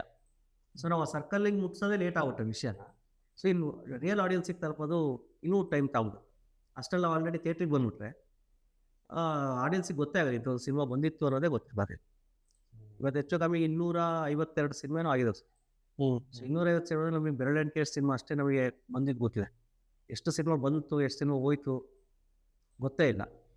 ಸೊ ಎಲ್ಲರೂ ಅವ್ರವ್ರ ಪ್ರಕಾರ ಒಂದು ಪ್ರಮೋಷನ್ಗೆ ಖರ್ಚು ಪ್ರಮೋಟ್ ಮಾಡೇ ಇರ್ತಾರೆ. ಎಲ್ಲ 250 ಸಿನಿಮಾದವರು ಏನೋ ಒಂದು ಸಣ್ಣದಾಗೋದು ಮಾಡ್ತಾರೆ. ಮತ್ತು ಯಾವುದೂ ನಮಗೆ ರೀಚ್ ಆಗಿಲ್ಲ ಅಂತ ಹೇಳಿದರೆ ಎಲ್ಲೋ ಒಂದು ಕಡೆ ನಾವು ಈ ಲೂಪಲ್ಲಿ ಸಿಗೋಕೊಂಡಿದ್ದೀವಿ ಅನ್ನಿಸ್ತಾರೆ. ಇದಕ್ಕೆ ಸೊಲ್ಯೂಷನ್ ಏನಂತಾರೆ? ಸೊಲ್ಯೂಷನ್ ಇದೆ ಸರ್. ಈಗ ಎಲ್ಲರೂ ಕುತ್ಕೊಂಡು ನಿಮ್ಮಂಥವ್ರು ನಾವು ಎಲ್ಲರೂ ಕುತ್ಕೋಬೇಕು, ಚರ್ಚೆ ಮಾಡಬೇಕು. ಸೊ ಅವಾಗ ಇನ್ನೊಂದು ಮೇನ್ ಸೊಲ್ಯೂಷನ್ ಆಗ್ತಿದೆ, ಅಡ್ಡಾಡಲ್ಲ ಸರ್. ಈಗ ನಾನು ಸಿನಿಮಾ ಮಾಡ್ಬೇಕಾದ್ರೆ ಟು ಬಿ ಫ್ರ್ಯಾಂಕ್ ನಾನು ಹೇಳ್ತಿರೋದು, ಅಡ್ಡಾಡಬೇಕಿತ್ತು ನಾನು. ಈಗ ನಾನು ಯೂಟ್ಯೂಬ್ ನೋಡ್ತಾ ಇದ್ದೆ ನಾನು. ಸೊ ಬಂದು ಕನ್ಸರ್ಟ್ ನೋಡಬೇಕಿತ್ತು. ಅಟ್ಲೀಸ್ಟ್ ಇನ್ನೊಂದು ಬಳಗ ಸ್ಟಾರ್, ಇನ್ನೊಂದು ಯಾವ ಟೀಮ್ಸ್ ಆಯಿತು, ಈ ಥರ ನಾವು ಅಡ್ಡಾಡೋದಿಲ್ಲ. ನಾನು ಮಾಡಿದ್ದೀನಿ ಸಿನಿಮಾ ಚೆನ್ನಾಗಿದೆ ಎತ್ಕೊಂಡು ಹೋಗ್ಬಿಡುತ್ತೆ, ಜನ ನಿಲ್ಲಿಸ್ಬಿಡ್ತಾರೆ. ಚೆನ್ನಾಗಿದೆ ಅಂತ ಹೇಳಿದ್ರೆ ನೆಕ್ಸ್ಟ್ ವೀಕಲ್ಲಿ ಬರ್ತಾರೆ. ಸೊ ಈ ಥರ ಒಂದು ಮಿಸ್ಕಾನ್ಸೆಪ್ಟಲ್ಲೇ ನಾವು ವರ್ಕ್ ಮಾಡ್ತಾ ಹೋಗ್ತೀವಿ. ಆಮೇಲೆ ಇನ್ನೊಂದು ಅವಾಗ ಹೇಳಿದೆ, ಯಾರು ಇಂಡಿವಿಜುವಲ್ ವರ್ಕ್ ಮಾಡೋದ್ರಿಂದ ನಿಮಗೆ ಇವೆಲ್ಲ ಸಿನಿಮಾದಲ್ಲೇ ನೀವು ತೊಡಸ್ಕೊಂಡ್ಬಿಡ್ತೀರ. ಎಡಿಟಿಂಗ್ ಅಂತೆ, ಮ್ಯೂಸಿಕ್ ಅಂತೆ, ನೆಕ್ಸ್ಟ್ ರಿಲೀಸ್ ಅಂತದಲ್ಲಿ ಏನು ಹೋಗ್ತೀವಿ. ಸೊ ನಾವು ಬೇರೆಯವ್ರನ್ನ ಸಿನಿಮಾದವ್ರನ್ನ ಭೇಟಿ ಆಗಬೇಕು, ಎಷ್ಟು ಸಾಧ್ಯನೋ ಸಿನಿಮಾದವ್ರನ್ನ ಭೇಟಿ ಆಗಬೇಕು. ಅವಾಗ ಏನಾಗುತ್ತೆ, ನಮ್ಮ ಇಂಥ ಸಿನಿಮಾ ಇದೆ ಸರ್, ಏನೋ ಸಣ್ಣ ಪುಟ್ಟ ಹೆಲ್ಪ್ಗಳು ಒಂದು ರೀಚ್ ಮಾಡೋದು. ನಿಮ್ಮ ಸರ್ಕಲಿಗೆ ತಲುಪಿದ್ರೆ ಅಲ್ಲೊಂದಿಷ್ಟು ಜನ. ಸೊ ಈ ಥರ ನಾವು ಯಾವುದೂ ಮಾಡದೇ ಇದ್ದಾಗ ಓನ್ಲಿ ಸಿನಿಮಾ ರಿಲೀಸ್ ಆದಮೇಲೆ ನಾವೆಲ್ಲ ಕಾಂಟ್ಯಾಕ್ಟ್ ಮಾಡಕ್ಕೆ ಹೋದರೆ ಸಿನಿಮಾ ಇರೋದೇ ಒಂದು ವಾರ, ಅದರಲ್ಲೂ 3 ದಿನ. ಫಸ್ಟ್ 3 ಡೇಸ್ ಏನು ಆಡಿಯನ್ಸ್ ಬರಬೇಕೋ ಅವಾಗೇ ಬರಬೇಕು. ಸೊ ನಾವು ರಿಲೀಸ್ ಆದಮೇಲೆ ನಾವು ಏನೂ ಮಾಡೋಕ್ಕಾಗೋದಿಲ್ಲ. ಅದಕ್ಕೂ ಮುಂಚೆ ಏನೆಲ್ಲ ಮಾಡಬೇಕು ಅದರಲ್ಲಿ ಎಡವಬಾರ್ದು. ಓಕೆ. ಸೊ ನಿಮ್ಮ ಸಿನಿಮಾದ ಕ್ರಾಫ್ಟ್ ಬಗ್ಗೆ, ಸ್ಟೋರಿ ಬಗ್ಗೆ ಹೇಳಿ ಸರ್. ಅಂತ ನಿಮ್ಮದೇ ಕತೆ ಅನ್ನೋ ಟೈಟ್ಲ್ ಹೇಗೆ ಇಟ್ರಿ ಆ್ಯಂಡ್ ಏನಿದು ಸಿನಿಮಾ, ಇದರದ್ದು ಸಿನಾಪ್ಸಿಸ್? ರೈಟ್. ನಿಮ್ಮದೇ ಕತೆ ಸಿನಿಮಾ ಬಂದಿದ್ದು ಹೇಗೆ ಅಂತಂದರೆ, ಪ್ರತಿಯೊಬ್ಬ ಮನುಷ್ಯನಿಗೂ 2 ಥರದ ಪ್ರಾಬ್ಲಮ್ಸ್ ಫೇಸ್ ಆಗ್ತಾರೆ. ಒಂದು ತನ್ನ ಒಳಗಡೆನೇ ಸೃಷ್ಟಿಯಾಗಿ ಬರೋಂಥ ಪ್ರಾಬ್ಲಮ್ಸ್, ಇನ್ನೊಂದು ತನ್ನ ಹೊರಗಿಂದ ಸೃಷ್ಟಿಯಾಗಿ ಬರೋ ಪ್ರಾಬ್ಲಮ್ಸ್. ಇವೆರಡನ್ನೂ ಯಾವ ರೀತಿ ಅವನು ನೋಡ್ತಾನೆ. ಸಿಕ್ಕಿರೋ ಟೈಮ್ ಏನಾಗುತ್ತೆ, ಒಳಗಿಂದ ಸೃಷ್ಟಿಯಾಗಿ ಬರೋ ಪ್ರಾಬ್ಲಮ್ಸ್ನ ಅವನು ಅಷ್ಟು ಸೀರಿಯಸ್ ಆಗಿ ತಗೊಳ್ಳಲ್ಲ. ಹೊರಗಿಂದ ಸೃಷ್ಟಿಯಾಗಿ ಬರೋ ಸಣ್ಣ ಸಣ್ಣ ಪ್ರಾಬ್ಲಮ್ನು ತುಂಬ ಸೀರಿಯಸ್ ಆಗಿ ತಗೊಳ್ತಾ ಹೋಗ್ತಾನೆ.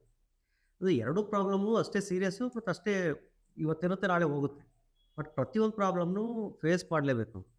ಈಗ ನೀವು ಒಳಗಡೆಗೆ ಯಾವುದೋ ಕಾಯಿಲೆ ಬಂತು ಅಂತ ಹೇಳಿದ್ರೆ ನೀವು ಇಮಿಡಿಯೇಟಾಗಿ ಹೋಗಿ ನೀವು ಡಾಕ್ಟ್ರು ಇಲ್ಲ ಯಾರೋ ಕನ್ಸಲ್ಟ್ ಮಾಡ್ತೀರಾ. ಸೊ ಹೊರಗಿಂದನೂ ಆ ಥರ ಕಾಯಿಲೆ ಪ್ರಾಬ್ಲಮ್ಸ್ ಬಂದಾಗ ನೀವು ಭೇಟಿ ಆಗಬೇಕು, ಜನರನ್ನು ಭೇಟಿ ಆಗಬೇಕು. ಸೊ ನೀವು ಪ್ರಾಬ್ಲಮ್ಸ್ ಏನಿದೆ ಅಂತ ತಿಳ್ಕೊಬೇಕು. ಹೊರಗಿಂದ ಬರೋ ಪ್ರಾಬ್ಲಮ್ಸ್ ನಾವು ಇದರಲ್ಲಿ ತೊಗೊಂಡಿರೋದು ಒಳಗಿಂದ ಒಂದು ಲೈಂಗಿಕ ಸಮಸ್ಯೆ ತೊಗೊಂಡು. ಸೊ ಅವ್ನಿಗೇನೋ ಪ್ರಾಬ್ಲಮ್ ಆಗಿದೆ, ಗೋಯಿಂಗ್ ಟು ಡಾಕ್ಟರ್ ಕನ್ಸಲ್ಟ್ ಮಾಡ್ತಾ ಇದ್ದಾರೆ, ಅದಕ್ಕೆ ಏನು ಮೆಡಿಕೇಶನ್ ಬೇಕೋ ಅದು ತೊಗೊಂಡು ಟ್ರೈ ಮಾಡ್ತಾ ಇದ್ದಾರೆ, ಅಂದರೆ ಸಾಲ್ವ್ ಮಾಡ್ಕೊಂಡು ಟ್ರೈ ಮಾಡ್ತಾ ಇದ್ದಾರೆ. ನೆಕ್ಸ್ಟು ಹೊರಗಿಂದ ಒಂದು ಪ್ರಾಬ್ಲಮ್ ಬರುತ್ತೆ, ಅದು ಲೋನ್ಸ್ ಪ್ರಾಬ್ಲಮ್. ಅದನ್ನು ಅವ್ನು ಯಾರ ಹತ್ರ ಹೇಳ್ಕೊಳ್ಳೋದೇ ಇಲ್ಲ, ತನ್ನೊಳಗೆ ಮುಚ್ಚಿಟ್ಕೊಂತ ಹೋಗ್ಬಿಡ್ತಾರೆ. ಸಮಾಜಕ್ಕೆ ಗೊತ್ತಾದರೆ ಏನಾಗುತ್ತೆ, ಏನು ಇರುತ್ತೆ ಅಂತೇಳಿ. ಸೊ ಅದೇನಾಗುತ್ತೆ, ಅದು ಬೆಳೀತಾ ಹೋಗುತ್ತೆ ನೋಡ್ರಿ. ಸೊ ಪ್ರತಿಯೊಂದು ಪ್ರಾಬ್ಲಮ್ನು ಯು ಹ್ಯಾವ್ ಟು ಫೇಸ್. ಆ ಒಂದು ವಿಷಯನ ಹೇಳಬೇಕು ಅಂತಲೇ ನಾವು ಸಿನಿಮಾದಲ್ಲಿ ಪ್ರಯತ್ನ ಮಾಡ್ತೀವಿ. ಅದಕ್ಕೆ ಕೆಲವು ಲೋನ್ಸ್ ಅಂತ ತಗೊಂಡಿದ್ದೀವಿ, ಕೆಲವು ಲೈಂಗಿಕ ಇದು ಅಂತ ತಗೊಂಡಿದ್ದೀವಿ. ಸೊ ಅದಕ್ಕೆ ಒಂದು ಕತೆ ಹೇಳ್ಕೊಂಡು ಮಾಡಿ. ಓಕೆ, ನಿಮ್ಮ ಜರ್ನಿ ಬಗ್ಗೆ ಹೇಳಿ ಅವರೇ. ಸರ್ ನಮ್ಮ ಜರ್ನಿ ಅಂದರೆ ಮೂಲತಃ ದಾವಣಗೆರೆ, ನಮ್ಮದು Davanagere side, Davanagere network. So ಅಲ್ಲಿಂದ ಇಲ್ಲಿಗೆ ಬಂದಿದ್ದು ಒಂದು ಬಿಸ್ನೆಸ್ ಇದಕ್ಕೆ ಬಂದಿದ್ದು. ಬಿಸ್ನೆಸ್ಸಲ್ಲಿ ಅಷ್ಟು ಇದಾಗಲಿಲ್ಲ ಆ ಟೈಮಲ್ಲಿ ಸಿನಿಮಾ ಬಗ್ಗೆ ಆಸಕ್ತಿ ಇತ್ತು ಮೊದಲಿಂದ. ನಮ್ಮ ಕಾಲೇಜ್ ಟೈಮಲ್ಲೂ ಕೂಡ ಸಿನಿಮಾ ಕತೆ ಬರಿತಾ ಇದ್ವಿ, ಕವನ ಬರಿತಾ ಇದ್ವಿ, ಆರ್ಟಿಕಲ್ಸ್ ಬರಿತಾ ಇದ್ವಿ. ಸೊ ಇದನ್ನು ವಿಜುವಲಿ ಹೆಂಗೆ ತರೋದು ಗೊತ್ತಿರಲಿಲ್ಲ. ಸೊ ಇಲ್ಲಿ ಬಂದ ಮೇಲೆ ಒಂದು ಸ್ವಲ್ಪ ಜನ ಫ್ರೆಂಡ್ಸ್ ಪರಿಚಯ ಆದರು. ನಮ್ಮ ದಾವಣಗೆರೆ ಫ್ರೆಂಡ್ಸಿಂದಾನೇ ಇನ್ನೇ ಸಿನಿಮಾದಲ್ಲಿರೋದನ್ನ ಪರಿಚಯ ಮಾಡಿಕೊಂಡ್ರು. ಸೊ ಅವ್ರು ಬಳಗ ಸ್ಟಾರ್ಟ್ ಆದಾಗ ಒಂದು ಸಣ್ಣದಾಗಿ ಒಂದು ಶಾರ್ಟ್ ಫಿಲ್ಮ್ಸ್ಗಳು ಮಾಡೋಣ. ಸೊ ನಮ್ಮ ರೈಟಿಂಗಲ್ಲಿ ಏನಿತ್ತಲ್ಲ ಅದು ಶಾರ್ಟ್ ಫಿಲ್ಮ್ ಮಾಡೋಣ ಅಂತೇಳಿ ಒಂದು 4-5 ಶಾರ್ಟ್ ಫಿಲ್ಮ್ಸ್ ಮಾಡಿದ್ವಿ. ಆ ಶಾರ್ಟ್ ಫಿಲ್ಮ್ಸ್ ಮಾಡಿದಾಗ ಹೆಣ್ಣು ಗ್ರ್ಯಾಟ್ಯುಯೇಟ್ ಅಲ್ಲ ಮತ್ತು ಡಿವೋರ್ಸ್ ಅನ್ನೋದು ಸ್ವಲ್ಪ ಹೆಸರಾಯಿತು. ಸೊ ಇದು ಹೆಸರಾದಾಗ ನಾನು ನಮ್ಮ ಫ್ರೆಂಡ್ಸಿಗೆ ಅಪ್ರೋಚ್ ಮಾಡಿದೆ. ಆ್ಯಕ್ಚುಲಿ ಇನ್ನೊಂದು ಏನು ಅಂತ ಹೇಳಿದ್ರೆ, ಬ್ಯಾಕ್ ಸ್ಟೋರಿ ಹೇಳ್ಬೋದು ಅಂದರೆ ಟೈಪ್ ಏನಂದರೆ ನಾವು ಫೈನಾನ್ಷಿಯಲಿ ಸ್ವಲ್ಪ ಡಿಸ್ಟರ್ಬ್ ಆಗಿತ್ತು ಸರ್. ಬಿಸ್ನೆಸ್ ಲಾಸ್ ಅಂತ ಹೇಳಿದ್ರೆ ಅದು ಫೈನಾನ್ಷಿಯಲಿ ಡಿಸ್ಟರ್ಬ್ ಆಗಿತ್ತು. ಯಾಕೆಂದರೆ ಇವತ್ತು ನಮ್ಮ ಸಮಾಜ ಹೆಂಗಿದೆ ಅಂತ ಹೇಳಿದ್ರೆ ಎಲ್ಲರೂ ಎಕ್ಸೆಪ್ಟ್ ಮಾಡಿಬಿಡುತ್ತೆ. ಏನು ಕೆಟ್ಟ ಕೆಲಸ ಮಾಡಿದ್ರು, ಏನು ಮಾಡಿದ್ರು ಎಕ್ಸೆಪ್ಟ್ ಮಾಡ್ತೀವಿ. ಫೈನಾನ್ಷಿಯಲಿ ಡಿಸ್ಟರ್ಬ್ ಆದವ್ರನ್ನ ಎಕ್ಸೆಪ್ಟ್ ಮಾಡೋದು ಸ್ವಲ್ಪ ಕಷ್ಟ. ಯಾಕೆಂದರೆ ನಾವು ಫೈನಾನ್ಷಿಯಲಿ ಡಿಸ್ಟರ್ಬ್ ಆಗಿರ್ತೀವಿ, ಸುಮ್ಮನೆ ಡಿಸ್ಟರ್ಬ್ ಆಗಿರುತ್ತೆ, ಇನ್ನೊಂದು 10 ಅಡಿ ಗುಂಡಿ ತೋಡ್ಕೊಂಡು ಬಿದ್ದುಬಿಟ್ಟಿರ್ತೀವಿ. ಸೊ ಈ ಟೈಮಲ್ಲಿ ಕೈ ಹಿಡಿದಿದ್ದು ಫ್ರೆಂಡ್ಸ್ ಕೈದ್ರೆ ನಾವೆಲ್ಲ ಒಂದು ಸರ್ಕಲ್ ಇದ್ವಿ, ಎಲ್ಲ ಚೆನ್ನಾಗೇ ಇದ್ವಿ, ಎಲ್ಲ ಇದು ಮಾಡ್ತಿದ್ವಿ. ಆ ಟೈಮಲ್ಲಿ ಬಿದ್ದಾಗ ಸೊ ಅವ್ರೊಬ್ಬರು ಡಿಸ್ಟರ್ಬ್ ಆಗೋದು ಸರಿಯಲ್ಲ ಅಂತೇಳಿ ಅವರೆಲ್ಲ ಗೊತ್ತಿತ್ತು ಮೊದಲೇ. ಅಂದರೆ ನಾವು ಸಿನಿಮಾದ ಬಗ್ಗೆ ಆಸಕ್ತಿ ಇದೆ, ಸಿನಿಮಾ ಬಗ್ಗೆ ಬರಿತೀವಿ, ಮಾಡ್ತೀವಿ, ಈ ಥರದ್ದೆಲ್ಲ ಗೊತ್ತಿತ್ತು. ಸೊ ಅವ್ರು ಬಂದರು, ಆಯಿತು ನೀವು ಸಿನಿಮಾದಲ್ಲೇ ಆಸಕ್ತಿ ಇದೆ, ಒಂದು ಸಿನಿಮಾ ಮಾಡೋಣ. ಸೊ ಅದಕ್ಕೆ ಫಸ್ಟ್ ಶಾರ್ಟ್ ಫಿಲ್ಮ್ಸ್ ಎಲ್ಲ ಮಾಡಿ. ಶಾರ್ಟ್ ಫಿಲ್ಮ್ಸ್ ಮಾಡೋಕ್ಕೂ ಮುಂಚೆದೇ ಹೇಳ್ತಾ ಇದ್ರು. ಸೊ ಅವ್ರದ್ದೇ ಹೆಲ್ಪಿಂದ ಒಂದು ಶಾರ್ಟ್ ಫಿಲ್ಮ್ಸ್ಗಳು ಮಾಡಿದ್ವಿ. ಶಾರ್ಟ್ ಫಿಲ್ಮ್ಸ್ ಚೆನ್ನಾಗಿ ಬಂತು. ಡಿವೋರ್ಸ್ ಮತ್ತು ಹೆಣ್ಣು ಗ್ರ್ಯಾಟ್ಯುಯೇಟ್ ಎಲ್ಲ ಹೆಸರಾಯ್ತು. ಅದಾದಮೇಲೆ ಸಿನಿಮಾ ಮಾಡಿದ್ವಿ, ಶ್ರೀನಿವಾಸ ರೆಡ್ಡಿ ಆ್ಯಂಡ್ ಅರವಿಂದ್ US ಅಂತೇಳಿ. ಸೊ ಸಿನಿಮಾ ಮಾಡಿದಾಗ ಸಿನಿಮಾ ನೋಡಿ, ಈಗ ಫೈನಾನ್ಷಿಯಲ್ ಡಿಸ್ಟರ್ಬೆನ್ಸ್ ಅಂತ ಹೇಳಿದ್ರೆ ಕುಚಿಕ್ ಅನ್ಕೊಳ್ಳೋ ಫ್ರೆಂಡ್ಸ್ ಕೂಡ ದೂರ ಆಗ್ಬಿಟ್ಟಿರ್ತಾರೆ. ಬಟ್ ನಾನು ಸಿನಿಮಾಗೆ ನಮ್ಮ ದಾವಣಗೆರೆಯಲ್ಲಿ ಎಲ್ಲರೂ ಬೈಕನ್ನು ಪ್ರಮೋಷನ್ ಮಾಡಿದ್ವಿ. ಮಾತಾಡದೇ ಇದ್ರು ಕೂಡ ಎಲ್ಲರೂ ಪ್ರಮೋಟ್ ಮಾಡಿದ್ವಿ. ದಾವಣಗೆರೆ ಕಡೆಗೆ ಸ್ವಲ್ಪ ಚೆನ್ನಾಗಿ ಹೋಯ್ತು. ದಾವಣಗೆರೆ ಚೆನ್ನಾಗಿದ್ದೆ, ಎಲ್ಲ ಕಡೆ ಚೆನ್ನಾಗಾಗಬೇಕು ಅನ್ನೋದು ಸ್ವಲ್ಪ ನಮಗೆ ದಾವಣಗೆರೆ ಕಡೆಗೆ ಎಲ್ಲರೂ ಅಷ್ಟು ಅಂದರೆ ಹೇಳ್ತಾರೆ ಪ್ರಮೋಷನ್ ಎಷ್ಟು ಮುಖ್ಯ ಅನ್ನೋದು. ಅಲ್ಲಿ ಎಲ್ಲರೂ ಪ್ರಮೋಟ್ ಮಾಡಿದ್ರು, ಫ್ರೆಂಡ್ಸ್ ಇರ್ಬೋದು, ರಿಲೇಷನ್ ಇರ್ಬೋದು, ಎಲ್ಲರೂ ಪ್ರಮೋಟ್ ಮಾಡಿದ್ರು. ದಾವಣಗೆರೆ ಒಂದು ಲೆವೆಲಿಗೆ ಚೆನ್ನಾಗಾಯ್ತು ಸರ್. ಒಂದು ವೀಕು ಚೆನ್ನಾಗಿ ಅದೇ ದಾವಣಗೆರೆ 2 ಶೋ ಚೆನ್ನಾಗಿ ಹೋಯ್ತು, ಮ್ಯಾಕ್ಸಿಮಮ್ ಜನ ನೋಡಿದ್ರು. ಸೊ ಈ ಥರ ಸಿನಿಮಾಗೆ ಬರೋದಕ್ಕೆ ಇವೆಲ್ಲ ನಮ್ಮದು ಪರ್ಫಾರ್ಮೆನ್ಸ್ ಸರ್. ಓಕೆ, ಆ್ಯಂಡ್ ಅದೇ ನೀವೇ ಓಪನ್ ಅಪ್ ಆಗಿ ಮಾತಾಡ್ತಿರೋದ್ರಿಂದ ಕೇಳ್ತಾ ಇದ್ದೀನಿ. ನನಗೂ ಸುಮಾರು ಜನ ಹೊಸ ನಿರ್ದೇಶಕರು ಜಸ್ಟ್ ಇಂಡಸ್ಟ್ರಿಗೆ ಬರ್ತಿರೋರು, ಎಸ್ಪೆಷಲಿ ಬೇರೆ ಇಂಡಸ್ಟ್ರಿಯಿಂದ, ಇವಾಗ IT ಇಂದ ಆಗಲಿ ಇಲ್ಲ ಬಿಸ್ನೆಸ್ಸಿಂದ ಆಗಲಿ ಇಂಡಸ್ಟ್ರಿ ಟ್ರಾನ್ಸ್ಫಾರ್ಮ್ ಆಗ್ತಾ ಎಲ್ರಿಗೂ ಒಂದು ತುಂಬ ಚಾಲೆಂಜಿಂಗ್ ಅನ್ಸೋದು ಒಂದು ಫಿನಾನ್ಷಿಯಲ್ ಸ್ಟೆಬಿಲಿಟಿ. ಬಿಕಾಸ್ ಒಂದು ಬಿಸ್ನೆಸ್ಸಲ್ಲೋ ಇಲ್ಲ ಕೆಲಸದಲ್ಲೋ ಇದ್ದಾಗ ಒಂದು income, regular study flow of income ಇರುತ್ತೆ. ಬಟ್ ಇಮಿಡಿಯೇಟ್ ಸಿನಿಮಾಗೆ ಅಂತ ಬಂದಾಗ ನಮಗೆ ಇನ್ವೆಸ್ಟ್ ಮಾಡೋ ಪ್ರೊಡ್ಯೂಸರ್ಸು, ಸೊ ನೀನೊಬ್ಬ ಡೆಬ್ಯೂಟೆಂಟ್ ಆಗಿ ಇನ್ವೆಸ್ಟ್ ಮಾಡ್ತಿರೋದೇ ದೊಡ್ಡ ವಿಷಯ, ಅದ್ರ ಮೇಲೆ ನೀನು ಪೇಮೆಂಟ್ ಅಪ್ ಅನ್ನೋದು ಸಹಜ ಅವ್ರ ಪರ್ಸ್ಪೆಕ್ಟಿವಲ್ಲಿ ನೋಡಿದಾಗ. ಸೊ ಇಲ್ಲಿ ಪ್ರೊಡಕ್ಷನ್ ನೋಡ್ಕೊತಿರೋದೇ ಅದೊಂದು ವಿಷಯ, ನಿಮಗೆಲ್ಲ ಕೊಡೋಕ್ಕಾಗಲ್ಲ ಅನ್ನೋ ಮನಸ್ಥಿತಿಯಲ್ಲಿ ಇರ್ತಾರೆ. ಅದನ್ನು ತಪ್ಪು ಅಂತಲೂ ಹೇಳಲ್ಲ, ಬಿಕಾಸ್ ಅವ್ರಿಗೂ ಅವ್ರದ್ದೇ ಅಂತದ ಕಷ್ಟಗಳಿರುತ್ತೆ. ಸೊ ಈ ಸಿಚುವೇಶನಲ್ಲಿ ಒಂದು ಸಿನಿಮಾ ಕಂಪ್ಲೀಟ್ ಆಗಿ ಅದು ವರ್ಕ್ ಆದರೆ ನೆಕ್ಸ್ಟ್ ಸಿನಿಮಾಗೆ ಒಂದು ಪೇಮೆಂಟ್ ಕೇಳ್ಬೋದು ಅನ್ನೋ ಆಕಾಂಕ್ಷೆಯಲ್ಲಿರ್ತೀವಿ. ಅಥವಾ ಈ ಫಸ್ಟ್ ಸಿನಿಮಾ ವರ್ಕ್ ಆಗಲಿಲ್ಲ ಆದರೆ ಸೆಕೆಂಡ್ ಸಿನಿಮಾಗೂ ಇದೇ ಜರ್ನಿ ಆಗುತ್ತೆ, ಫಸ್ಟ್ ಸಿನಿಮಾಗೂ ಸೆಕೆಂಡ್ ಸಿನಿಮಾ ಒಂದು ಗ್ಯಾಪ್ ಇರುತ್ತೆ. ಈ ಪ್ರಾಸೆಸ್ಸಲ್ಲಿ ಎಕ್ಸ್ಪೆನ್ಸಸ್ ಹೇಗೆ ಸರ್? ಅಂದರೆ ಹೌ ಡು ಯು, ಇವಾಗ ನನಗೆ ಗೊತ್ತಿರೋ ಕೆಲವರು ಬೇರೆ ಬೇರೆ ಪಾರ್ಟ್ ಟೈಮ್ ಜಾಬ್ಸ್ ಮಾಡಿಕೊಂಡು ಬೇರೆ ಬೇರೆ ಪ್ಯಾರಲ್ ಸೋರ್ಸಸ್ ಇನ್ಕಮ್ ಇಟ್ಕೊಂಡಿರ್ತಾರೆ. ಸೊ ನೀವು ಹೇಗೆ ಮ್ಯಾನೇಜ್ ಮಾಡ್ತೀವಿ? ಇಲ್ಲ, ನಮ್ಮ ಪ್ರೊಡ್ಯೂಸರ್ ಇದರಲ್ಲಿ ನನಗೆ ಒಂದು ರೀಸೆಂಟ್ ಸ್ಯಾಲ್ರಿ ಇದು ಮಾಡಿದರು. ಓಕೆ, ಸೊ ಆ ಇದರಲ್ಲಿ ನಿಮಗೆ ಎಕ್ಸ್ಪೆನ್ಸಸ್ ಟೇಕ್ ಕೇರ್ ಆಯ್ತು, ಟ್ರಾನ್ಸ್ಪೋರ್ಟೇಷನ್ ಹೋಗ್ಬೇಕೆಲ್ಲ ಅವರು ರೀಸೆಂಟ್ ಇದನ್ನ ಅಲಾಟ್ ಮಾಡಿದ್ರು. ಸೊ ಅದರಿಂದ ನನಗೆ ಇದು ಕಷ್ಟ ಆಗಲಿಲ್ಲ. ಸೊ ಪ್ರೊಡಕ್ಷನ್ ಯಾವುದೇ ಥರದ ತೊಂದರೆ ಇಲ್ಲ. ನಾವು ಅನ್ಕೊಂಡಿದ್ದು ಏನು ಬಡ್ಜೆಟ್ ಇತ್ತಲ್ಲ ಅದಕ್ಕೆ ಸ್ವಲ್ಪ ಜಾಸ್ತಿನೇ ಆಯಿತು. ಬಟ್ ನೀಟಾಗಿ ಡಿಸೆಂಟಾಗಿ ಒಂದು ಸಿನಿಮಾ ಮುಗಿಸ್ಕೊಟ್ರು. ಬಟ್ ನಮ್ಮ ಪ್ರೊಡ್ಯೂಸರ್ಸ್ ಎಲ್ಲಿ ಬ್ಯಾಕ್ ಸ್ಟೆಪ್ ತಗೊಂಡ್ರು ಅಂತಂದರೆ, ಸಿನಿಮಾ ಹೋಗೋದನ್ನ ಒಂದಿಷ್ಟು ಜನಕ್ಕೆ ಅಡ್ಡಾಡ್ತೀವಿ ಸರ್. ಸಿನಿಮಾ ಮಾಡಿದ್ದೀವಿ ಏನು ಅಂತೀವಿ, ಅವಾಗ ಅಡ್ಡಾಡ್ಬೇಕಾದವು ಭಾಳ ನೆಗೆಟಿವ್ ಅವರಿಗೆ ಬಂತು. ಸೊ ಅದು ಕೂಡ ಒಂದು ಬ್ಯಾಕ್ ಸ್ಟೆಪ್ ತಗೊಳೋದಕ್ಕೆ ಒಂದು ಕಾರಣ ಆಗಿರ್ಬೋದು. ಏನಾಗುತ್ತೆ, ಸಿನಿಮಾ ನೆಗೆಟಿವ್ ಅಂದ್ರೆ ಯಾವ ತರ? ಸಿನಿಮಾ ಹೊಸಬ್ರಿಗೆ ಅಲ್ಲ, ನೀವು ಲೋನ್ ಆರ್ಟಿಸ್ಟೇ ಹಿಡ್ಕೊಂಡು ಸಿನಿಮಾ ಮಾಡಬೇಕು, ನಿಮ್ಮಲ್ಲಿ ಯಾರು ಲೋನ್ ಆರ್ಟಿಸ್ಟ್ ಅಷ್ಟಿಲ್ಲ, ಈ ಹೀರೋ ಹಾಕೊಂಡ್ರೆ ನಿಮಗೆ ಈ ಥರ ಎಲ್ಲ ಸಿನಿಮಾ ಎಲ್ಲರಿಗೂ ಹೆಂಗೆ ವರ್ಕ್ ಆಗೋದು ಗೊತ್ತಿಲ್ಲ ಸರ್. ಸೊ ಲೋನ್ ಆರ್ಟಿಸ್ಟ್ ಹಿಂದೆ ಇರೋ ಕೂಡ ಸಿನಿಮಾ ಗೆದ್ದಿದ್ದು, ಲೋನ್ ಆರ್ಟಿಸ್ಟ್ ಇಟ್ಕೊಂಡಿರೋ ಸಿನಿಮಾನು ಸೋತಿದ್ದಾವೆ. ಸೊ ಇದು ಯಾವುದು ಹೇಳಕ್ಕೆ ಬರೋಣ, ನಾವು ಯಾರ ಹತ್ರ ಹೋಗಿದ್ದೀವಿ ಅನ್ನೋದು ತುಂಬ ಇಂಪಾರ್ಟೆಂಟ್. ಸೊ ಅವ್ರು ಭಾಳಷ್ಟು ಜನ ನೆಗೆಟಿವ್ ಹೇಳಿದರು, ಒಂದು 3-4 ಜನ ಓದಾದರೂ ನೆಗೆಟಿವ್ ಆಗಿ ಹೇಳಿದರು. ಸೊ ಅದು ಮೋಸ್ಟ್ಲಿ ಬ್ಯಾಕ್ ಸ್ಟೆಪ್ ತೊಗೊಳಕ್ಕೆ ಸ್ವಲ್ಪ ಕಾರಣ ಆಗಿರ್ಬೋದು. ಏನಾಗುತ್ತೆ, ಅಲ್ಲಿ ತನಕ ಹುಮ್ಮಸ್ಸಿತ್ತು, ಯಾಕೆಂದರೆ ನಾವು ಬಡ್ಜೆಟ್ನ ಮೊದಲು ಒಂದು ಕೊಟ್ಟಿರ್ತೀವಿ, ಬರ್ತಾ ಜಾಸ್ತಿ ಆಗಿರುತ್ತೆ. ಮೊದಲು ಹೇಳಿರ್ತೀವಿ ಸರ್, ಪೂರ್ತಿ ಸಿನಿಮಾ ರೆಡ್ ಜೆಮಿನಿಯಲ್ಲಿ ಶೂಟ್ ಮಾಡಿದ್ದು ನಾವು. ಫಸ್ಟ್ ಹೇಳಿದ್ದೀವಿ ಸರ್ ಒಂದಿಷ್ಟು ದಿನ ಇದರಲ್ಲಿ ಮಾಡೋಣ, ನೆಕ್ಸ್ಟು ನಾವು DSLR ಹೋಗೋಣ ಆಯ್ತು. ಬಟ್ ಓಲ್ಡ್ ಸಿನಿಮಾ ನಾವು ಇದರಲ್ಲೇ ಕ್ಯಾರಿ ಮಾಡಿದ್ವಿ. ಸೊ ಅದನ್ನೆಲ್ಲ ಕನ್ವಿನ್ಸ್ ಮಾಡ್ತಾ ಹೋಗ್ತೀವಿ, ಅದಕ್ಕೂ ಎಕ್ಸೆಪ್ಟ್ ಮಾಡಿದ್ವಿ. ನೆಕ್ಸ್ಟು ನಮ್ಮದು ಮ್ಯೂಸಿಕ್ ಓನ್ಲಿ ಡಿಜಿಟಲಲ್ಲಿ ಇರಲಿ ಅಂತ ಮಾತಾಡಿದ್ವಿ ನಾವು. ಆಮೇಲೆ ಇಲ್ಲ ಲೈವ್ ಹೋಗೋಣ, ಲೈವ್ ಹೋದ್ರೆ ನಮಗೆ ಔಟ್ಪುಟ್ ಬೇರೆ ಥರ ಬರುತ್ತೆ ಅಂದರೆ ಎಂಟೈರ್ ಓಲ್ಡ್ ಸಿನಿಮಾ ನಾವು ಲೈವ್ ಮಾಡಿಸಿದ್ವಿ. ಸೊ ಅದಕ್ಕೆ ಎಲ್ಲದಕ್ಕೂ ಒಪ್ಕೊಂಡು ಪಾಪ ಎಲ್ಲ ಇದು ಮಾಡಿದ್ರು, ಎಲ್ಲದಕ್ಕೂ ಅದಕ್ಕೆ ಬಡ್ಜೆಟ್ ಕೊಟ್ಟರು. So when it comes to release ಅಲ್ಲ, ಸೊ ರಿಲೀಸಿಗೆ ಬಂದಾಗ ಅವರು ಈ ಥರ ಎಲ್ಲ ನೆಗೆಟಿವ್ ಮಾತಾಡ್ತಾ ಇದ್ದಾರೆ, ಸಿನಿಮಾದಿಂದ ಹಾಕಿರೋದು ಏನು ಬರ್ತಾ ಇದೆ ಅಲ್ಲ. ಅವತ್ತು ಇದ್ದಿದ್ದು ಫೇಸು ಅದೇ. ಬಟ್ ಇನ್ನೊಂದೇನಾಗುತ್ತೆ, ನಾವು ಸ್ಟಾರ್ಟ್ ಮಾಡ್ಬೇಕಾದ್ರೆ ಒಂದು ಫೇಸ್ ಇರುತ್ತೆ ಸಿನಿಮಾ. ನಾವು ಸ್ಟಾರ್ಟ್ ಮಾಡಬೇಕಾದ್ರೆ KGF 2 ಸೂಪರ್ ಹಿಟ್ಟು, ಇವನ್ ಲವ್ ಮೊಕ್ಟೇಲ್ 2 ಟೈಮಲ್ಲಿ ಸೂಪರ್ ಹಿಟ್ಟು, ಜೇಮ್ಸ್ ಅವಾಗೆ ಓದಿದ್ದು. ಸೊ ಇದು 23 ಸ್ಟಾರ್ಟ್ 22 ಅಲ್ಲಿ ನೆಕ್ಸ್ಟ್ ವಿಕ್ರಾಂತ್ ರೋಣ, ಚಾರ್ಲಿ, ಕಾಂತಾರ, ಒಂದಾದ್ಮೇಲೆ ಎಲ್ಲ ಸೂಪರ್ ಹಿಟ್ ಸಿನಿಮಾಸು ಆ ಟೈಮ್. ಸೊ ಫೇಸ್ ಆ ಥರ ಇತ್ತು. ವೆನ್ ಕಮ್ ಟು ರಿಲೀಸ್ ಅಲ್ಲ, ಇವನ್ OTT ಅವರು ಕೂಡ ಅವಾಗ ಬೈ ಮಾಡ್ತಿದ್ರು ಅನ್ಸುತ್ತೆ. ಸೊ ನಾವು ಇದಕ್ಕೆ ಬಂದಾಗ ಬೈ ಇಲ್ಲ, ಏನೂ ಇಲ್ಲ. ಸೊ ಇವೆಲ್ಲ ಏನಾಗ್ಬಿಡುತ್ತೆ ಪ್ರೊಡ್ಯೂಸರಿಗೆ. ಸೊ ಎಕ್ಸಿಸ್ಟಿವ್ ಪ್ರೊಡ್ಯೂಸರ್ ಆದರೆ ಅವ್ರಿಗೆ ಗೊತ್ತಿರುತ್ತೆ. ಈಗ ಹೊಸ ಪ್ರೊಡ್ಯೂಸರ್ಸಿಗೆ ಎಲ್ಲ ನಮ್ಮ ಮೇಲೆ ಡಿಪೆಂಡ್ ಆಗಿರುತ್ತೆ. ಸೊ ನಾನು ಎಷ್ಟು ನಾಲೆಡ್ಜ್ ಗೇನ್ ಮಾಡ್ಕೊಂಡಿರ್ತೀನೋ ಅದ್ರ ಆಫ್ ನಾಲೆಡ್ಜ್ ಅಷ್ಟೇ ಅವ್ರು ಕಾಣೋದು ಸಾಧ್ಯ. ನಾನೇ ಆಫ್ ನಾಲೆಡ್ಜ್ ಆಗಿಬಿಟ್ರೆ ಈಗ ನನ್ನ ಪ್ರೊಡ್ಯೂಸರ್ಗೆ ಅವರು ಇಫ್ ಈಸ್ ಇಂಟ್ರೆಸ್ಟೆಡ್ ಅವ್ರು ಅದ್ರಲ್ಲಿ ಆಫ್ ತಾಣ್ತಾರೆ, ಅವ್ರೂ ಎಲ್ಲ ನನ್ನ ಮೇಲೆ ಬಿಟ್ಟರೆ ಅವರು 10% ಅಷ್ಟೇ ತಾಳೋದು ಸಾಧ್ಯ. ಸೊ ಈ ರೇಟ್ನಲ್ಲಿ ಸ್ವಲ್ಪ ವರ್ಕ್ ಆಗಬೇಕಿತ್ತು. ಬಟ್ ಅದೇ ಅಂದರೆ first of all kudos to your producer. ಪಾಪ ಎಂಟ್ ತನಕನೂ ನಿಮ್ಗೊಂದು ಒಳ್ಳೆ ಪೇಮೆಂಟ್ ಎಲ್ಲ ಕೊಟ್ಟು ಸಪೋರ್ಟ್ ಮಾಡಿದ್ದಾರೆ ಬೀಯಿಂಗ್ ಎ ಡೆಬ್ಯೂಟೆಂಟ್. ಆ ಥರ ವಿಚಾರದಲ್ಲಿ ನೋಡಿದ್ರೆ ಇವನ್ ಐ ವಾಸ್ ಫಾರ್ಚುನೇಟ್. ನಮ್ಮ ಪ್ರೊಡ್ಯೂಸರ್ನು ಯಾವತ್ತೂ ಏನಕ್ಕೂ ಕಡಿಮೆ ಮಾಡಿಲ್ಲ, ಪೇಮೆಂಟ್ ಇರಲಿ ಪ್ರೊಡಕ್ಷನ್ ಇರಲಿ. So even I was very fortunate to have a great producer. So but coming to your later stages, I think ಅದು ಎಲ್ಲ ಸಿನಿಮಾಗೂ ಆಗುತ್ತೆ ಅಲ್ಲ. ನಾನು ಸುಮಾರು ಸಿನಿಮಾಗಳಲ್ಲಿ ಕೇಳಿದ್ದೀನಿ, ಇನ್ನೇನು ರಿಲೀಸ್ ಹಂತಕ್ಕೆ ಬರೋ ಅಷ್ಟೊತ್ತಿಗೆ ಒಂದಷ್ಟು ಜನ ಬಂದ್ಬಿಟ್ಟು ಪ್ರೊಡ್ಯೂಸರ್ಗೆ ಹಿಂಗೆ ಮಾಡಿ ಹಂಗೆ ಮಾಡಿ ಅಂತ ಒಂದೊಂದಷ್ಟು ಫೀಡಿಂಗ್ ಮಾಡಿದಾಗ ಸೊ ಡಿಸಿಷನ್ಸ್ಗಳು ತಪ್ಪಾಗಿರೋ ಉದಾಹರಣೆಗಳು ಸುಮಾರು ಸಿನಿಮಾದಲ್ಲಿ. ನಮ್ಮಲ್ಲೂ ಆದವು ಸರ್ ಡಿಸ್ಟೆನ್ಸ್. ಈಗ ಒಂದು ಸಿನಿಮಾ ನಾವು ಒಂದು ಲೆಂತ್ ಅಂತ ಕಟ್ಟಿರ್ತೀವಿ, ಒಂದು ಲೆಂತ್ ಇರುತ್ತೆ. ಅದರಲ್ಲಿ ಎಲ್ಲವನ್ನೂ ನಾವು ಹೊಸಬ್ರಾಗಿರೋದ್ರಿಂದ ನಮ್ಮ ಸಿನಿಮಾಗೆ ಅನ್ನೆಸರಿ ಶಾರ್ಟ್ಸ್ಗಳೇ ತೆಗೆದಿಲ್ಲ. ನಮಗೆ ಸಿನಿಮಾಗೆ ಏನು ಬೇಕೋ ಅದಷ್ಟೇ ತಗೊಂಡಿರ್ತೀವಿ. ಸೊ ಯಾರು ನೋಡಿದಾಗ ಇದನ್ನು ಇನ್ನೊಂದು ಸ್ವಲ್ಪ ಲೆಂತ್ ಕಮ್ಮಿ ಮಾಡಿ ಅಂದಾಗ, ಸೊ ಏನಾಗುತ್ತೆ, ನಾವು ಲೆಂತ್ ಕಮ್ಮಿ ಮಾಡೋದು ಬರೀ ಎಡಿಟಿಂಗ್ ಅಷ್ಟೇ ಮಾಡ್ತೀವಿ. ಸೊ ಎಡಿಟಿಂಗ್ ಕಟ್ ಮಾಡೋ ಒಂದು ಕಂಟಿನ್ಯೂಟಿ ಬರ್ತಾ ಇರುತ್ತೆ, ಅಲ್ಲಿ ಒಂದು ನೆರೇಟಿವ್ ಇರುತ್ತೆ. ನಾವು ಆ ಸ್ಟೋರಿ ಆ ಸಣ್ಣ ಸೀನ್ ಇರ್ಬೋದು. ಸೊ ಆ ಸಣ್ಣ ಸೀನ್ ಕಟ್ ಆಗಿಬಿಟ್ರೆ ನಮ್ಮ ಸಿನಿಮಾದಲ್ಲಿ ಏನೋ ಒಂದು ಮಿಸ್ ಆಗೋದು ಕಾಣುತ್ತೆ. ಸೊ ಇವೆಲ್ಲ ತುಂಬ ಬ್ಯಾಕ್ ಡ್ರಾಪ್ ಆಗುತ್ತೆ ಸಿನಿಮಾಗೆ. ಅಂದರೆ ಸಿನಿಮಾ ನಿಮಗೆ 2 ತಾಸಿದೆ ಇಲ್ಲ 2.5 ತಾಸಿದೆ ಅಂದ ತಕ್ಷಣ ಅದು ಲ್ಯಾಗ್ ಅಂತ ಅಲ್ಲ. ಸೊ ಕೆಲವು ಸಿನಿಮಾ 1 ತಾಸಿದ್ರೂ ಅದು ಲ್ಯಾಗ್ ಅನ್ಸ್ಬಿಡುತ್ತೆ. ಕೆಲವು ಸಿನಿಮಾ 3 ತಾಸು ಇರುತ್ತೆ. ಫಾರ್ ಎಕ್ಸಾಂಪಲ್ ಅನಿಮಲ್ ಸಿನಿಮಾ ನಮಗೆ 3.5 ತಿಂಗಳು ಇರಬೇಕು. ಸೊ ನಾವು ನೋಟ್ಸ್ಕೊಂಡು ತೊಗೊಬಿಡುತ್ತೆ. ದುರಂಧರು ಅಷ್ಟೇ, ಬಟ್ ನೋಡ್ಸ್ಕೊಂಡು ಹೋಗ್ಬಿಡುತ್ತೆ ಕೆಲವು. ಅಂದರೆ ಟೈಮ್ ಅಲ್ಲ, ಸಿನಿಮಾದಲ್ಲಿ ಏನು ಕಾಂಟೆಂಟ್ ಹೇಳ್ತಾ ಇದ್ದೀವಿ ಅದು ಹಿಂದೆ ಮತ್ತೆ ಮುಂದೆ ಏನದು ಸೀನ್ ಕೊಡುತ್ತೆ. ಸೊ ನಾವು ಓನ್ಲಿ ಟೈಮ್ ಡ್ಯೂರೇಷನಿಗೆ ಯಾವುದೋ ಸೀನ್ ಕಟ್ ಮಾಡಿ ಜೋಡಿಸೋದು ಇವೆಲ್ಲ ಮಾಡಿದಾಗ ಏನಾಗುತ್ತೆ, ಅದು ನಾವು ಜಾಸ್ತಿ ಮಾಡಲಿಲ್ಲ. ಅದನ್ನು ಕನ್ವಿನ್ಸ್ ಮಾಡಿ ಒಂದು 10 ಮಿನಿಟ್ಸ್ ಕಟ್ ಮಾಡಿದ್ವಿ. ಯಾಕಂದರೆ ನೋಡಿದವ್ರು ಹೇಳ್ತಾರೆ ಇಲ್ಲ ಇನ್ನೊಂದು 10 ನಿಮಿಷ ಮಾಡಿ ಇನ್ನೂ ಚೆನ್ನಾಗಾಗುತ್ತೆ.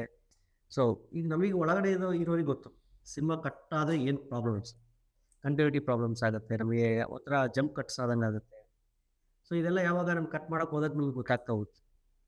ಸೊ ಕಟ್ ಮಾಡೋದು ಬರೀ ಎಡಿಟಿಂಗ್ ಅಷ್ಟೇ ಅಲ್ಲ, ನೆಕ್ಸ್ಟ್ ಮ್ಯೂಸಿಕ್ ಸೇರಿಸ್ಬೇಕು ಅಲ್ಲಿಗೆ.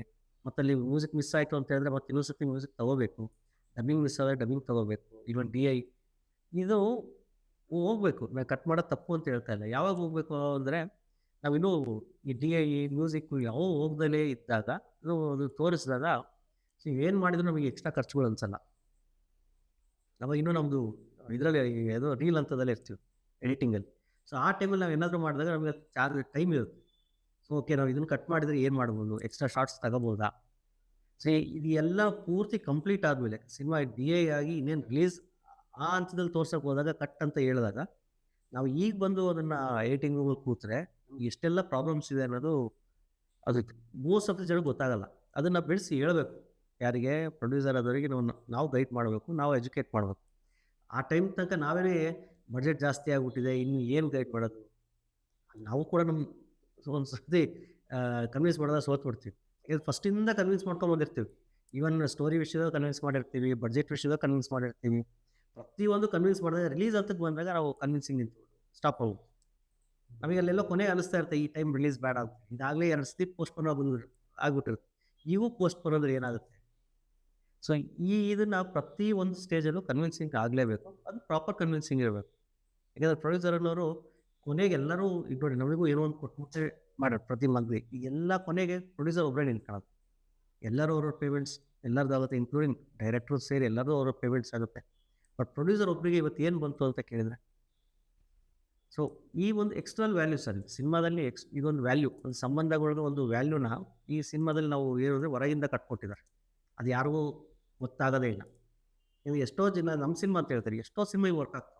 ಆಯಿತು ನಮ್ಮ ಹುಡುಗ ಒಂದು ಮಾಡ್ಬಿಡೋಣ, ನಮ್ಮ ಸಂಬಂಧಿಕ ಏನು ಕಷ್ಟದಾಗಿದ್ದಾನೆ ಒಂದು ಸಿನಿಮಾ, ಈ ಥರ ಮಾಡೋರು ಇದ್ದಾರೆ. ಸೊ ನೋಡೋಣ ಅಂತೇಳಿ. ಸೊ ಬಟ್ ಅವ್ರಿಗೂ ಎಲ್ಲೋ ಒಂದು ಇಂಟೆನ್ಷನ್ ಇರುತ್ತೆ, ನೋಡೋ ಹೊಸ ಫೀಲ್ಡ್ ಎಕ್ಸ್ಪೋಸರು ಏನಾದರೂ ಬರ್ಬೋದು ನಮಗೆ ಇನ್ಕಮ್ಮು. ಸೊ ಏನು ಬರದೇ ಇದ್ದಾಗ ಇಲ್ಲಿ ನಮಗೆ ರೆಸ್ಪಾನ್ಸಿಬಿಲಿಟಿ ಜಾಸ್ತಿ ಆಗ್ತಾವೆ. ಸೊ ಈ ಒಂದು ರೆಸ್ಪಾನ್ಸಿಬಿಲಿಟಿನ ಈಗ ನಾವು ತಗೊಂಡು ಯೂಟ್ಯೂಬಲ್ಲಿ ರಿಲೀಸ್ ಮಾಡ್ತಾ ಇದ್ದೀವಿ. ಇದನ್ನು ಆಡಿಯನ್ಸ್ ಯಾವ ಥರ ಅದಕ್ಕೆ ಕೈ ಹಿಡಿತಾರೆ ನೋಡೋದು. Okay, on that note Raghavendra ಅವರೇ, ಥ್ಯಾಂಕ್ ಯು ಸೋ ಮಚ್. ಸುಮಾರು ಇನ್ಸೈಟ್ ಶೇರ್ ಮಾಡಿದ್ರಿ, ನಿಮ್ಮ ಪರ್ಸ್ನಲ್ ಜರ್ನಿ ಮಾತಾಡಿದ್ರಿ, ಆ್ಯಂಡ್ ತುಂಬಾ ಓಪನ್ ಆಗಿ ಆನೆಸ್ಟಾಗಿ ಎಲ್ಲದನ್ನು ತಿಳಿಸ್ಕೊಟ್ರಿ. ನೀವು ನೆಕ್ಸ್ಟ್ ಸಿನಿಮಾ ಸ್ಟಾರ್ಟ್ ಆಗಿ ಸರ್ ನೆಕ್ಸ್ಟ್ ಸಿನಿಮಾ ಸ್ಟಾರ್ಟ್ ಆಗ್ತಾ ಇದೆ, ಹಾಸ್ಪಿಟಲ್ ಅಂತೇಳಿ. ಓಕೆ, ಕ್ರೌಡ್ ಫಂಡಿಂಗ್ ಮಾಡ್ತಾ ಇದ್ದೀವಿ. ಓಹ್ ಗ್ರೇಟ್. ಕ್ರೌಡ್ ಫಂಡಿಂಗ್ ಪ್ರೊಡ್ಯೂಸರ್ಸ್ ನಮ್ಮ ಎಕ್ಸಿಸ್ಟಿಂಗ್ ಪ್ರೊಡ್ಯೂಸರು ಇದ್ದಾರೆ. ಓಹ್ ವೆರಿ ಗುಡ್. ಈ ಸಿನಿಮಾದಲ್ಲಿ ಏನಾದರೂ ಬಂದರೆ ಸೊ ನಾವು ಚೆನ್ನಾಗಿ ಲಾಂಚ್ ಆಗ್ಬೋದು. ಬಟ್ ಅವರು ಯಾಕೆ ಅವ್ರಿಗೂ ದೇ ಆರ್ ಆಲ್ಸೋ ಬಿಸ್ನೆಸ್. ಅವ್ರಿಗೂ ಗೊತ್ತು ಬರೀ ಒಂದೇ ಸಿನಿಮಾದಿಂದ ನಾವು ಏನೋ ಅದು ಭಾಳ ಕಮ್ಮಿ, ಒಂದೇ ಸಿನಿಮಾದಲ್ಲಿ ಹೆಸರು ಹಣ ಎಲ್ಲ ಬರೋದು. ಅವರು ಅದು ಒಂದೇ ಪ್ರಾಡಕ್ಟಿಂದ ನಾವು ಏನೂ ಮಾಡೋಕ್ಕಾಗಲ್ಲ. ಪ್ರಾಡಕ್ಟ್ ನೀಟ್ ಬಂದಿದೆ. ಪ್ರಾಡಕ್ಟ್ ನೋಡಿದವರೆಲ್ಲರೂ ಅವ್ರ ಸಂಬಂಧಿಕರು, ಅವ್ರ ರಿಲೇಷನ್, ಅವ್ರ ಫ್ರೆಂಡ್ಸ್ ಸರ್ಕಲ್ ಎಲ್ಲ ನೋಡಿದವರೆಲ್ಲರೂ ನೀಟ್ ಪ್ರಾಡಕ್ಟ್ ಅಂತ ಇದೆ. ಸೊ ಹಂಗಾಗಿ ಅವರು ಕೂಡ ಇದ್ದಾರೆ. ಬಟ್ ಫುಲ್ ಇದಲ್ಲ, ಒಂದು 15-20 ಜನ ಆಗಿದ್ದಾರೆ ಅಲ್ಲಿ ಈಗ. ಸೊ ಅದರಲ್ಲಿ ಅವರು ಇದ್ದಾರೆ. ಸೊ ಈ ಥರದಲ್ಲಿ ಇನ್ನು ನೆಕ್ಸ್ಟ್ ಯಾವ್ದಾದ್ರು ಮಾಡಬೇಕು. ಸೊ ಈ ಥರದಲ್ಲಿ ನಮ್ಗೆ ಈ ಸಿನಿಮಾ ಏನಾದರೂ ಸ್ವಲ್ಪ ಚೆನ್ನಾಗಿ ಕೈ ಹಿಡಿದ್ರೆ ನಮಗೂ ಪ್ಲ್ಯಾಟ್ಫಾರ್ಮ್. ಓಕೆ, ನೆಕ್ಸ್ಟ್ OTT ಇಲ್ಲ ಅಂದರೆ ಥಿಯೇಟ್ರ್ ಇಲ್ಲ ಅಂತ ಹೇಳಿದ್ರೆ ನಮಗೆ ಓಕೆ ಇಲ್ಲಿದೆ. ಯಾಕಂದರೆ ಇವತ್ತು ಯೂಟ್ಯೂಬ್ ಅನ್ನೋದು ಫಿಂಗರ್ ಟಿಪ್ಸ್ ಅಲ್ಲಿ ಸರ್. ಆಮೇಲೆ ಯೂಟ್ಯೂಬ್ ಇವತ್ತು ಪ್ರತಿಯೊಬ್ಬರು ಮನೆಗೂ ಸ್ಮಾರ್ಟ್ TVs ಇದೆ. ಸೊ ಟಿವಿಯಲ್ಲೂ ನೋಡ್ಬೋದು. ನಾವು 4K ರೆಸಲ್ಯೂಷನ್ನೇ ಫಿಲ್ಮ್ ಆಗ್ತಾ ಇರೋದು. ಸೊ ಈ ನಿಟ್ಟಿನಲ್ಲಿ ವರ್ಕ್ ನಡೀತಾ ಇದೆ ಸರ್. ಮುಂದೆ ನಾವು ಮಾಡೋದು ಏನಂದರೆ ಸೋಷಿಯಲ್ ಕನ್ಸರ್ನ್ ಇಟ್ಕೊಂಡೆ ಸಿನಿಮಾ ಮಾಡಿರ್ತೀವಿ. ನಾನು ಮೆಸೇಜ್ ಕೊಡ್ತೀನಿ ಅಂತ ಹೇಳಲ್ಲ, ಸೋಷಿಯಲ್ ಕನ್ಸರ್ನ್ ಇಟ್ಕೊಂಡೆ ಒಂದು ಸಿನಿಮಾ ಮಾಡಿರ್ತೀವಿ. ಸೊ ಇದೇ ಥರದ ಒಂದು ಸಿನಿಮಾ ಮಾಡ್ಬೋದು ಇನ್ನೊಂದು. ಓಕೆ ಓಕೆ ರಾಘವೇಂದ್ರ ಅವರೇ, ಆಲ್ ದಿ ಬೆಸ್ಟ್. ಆ್ಯಂಡ್ ಯಾರ್ಯಾರು ನಿಮ್ಮದೇ ಕತೆ ಸಿನಿಮಾ ನೋಡಿಲ್ಲ ಇನ್ನು, ಯೂಟ್ಯೂಬಲ್ಲಿ ಆಲ್ರೆಡಿ ಲಾಂಚ್ ಆಗಿದೆ. ಸೊ ನಿಮ್ಮದೇ ಕತೆ ಕನ್ನಡ ಮೂವಿ ಅಂತ ನೋಡಿದ್ರೆ ನಿಮಗೆ ಸಿಗತ್ತೆ. ಸೊ ದಯವಿಟ್ಟು ನೋಡಿ, ನಿಮ್ಗೆ ಏನು ಅನಿಸ್ತು ಅಂತ ಟೀಮ್ಗೇನೆ ಕಾಮೆಂಟ್ ಸೆಕ್ಷನ್ ಅಂತ ತಿಳಿಸಿ. That note thank you. Thank you sir.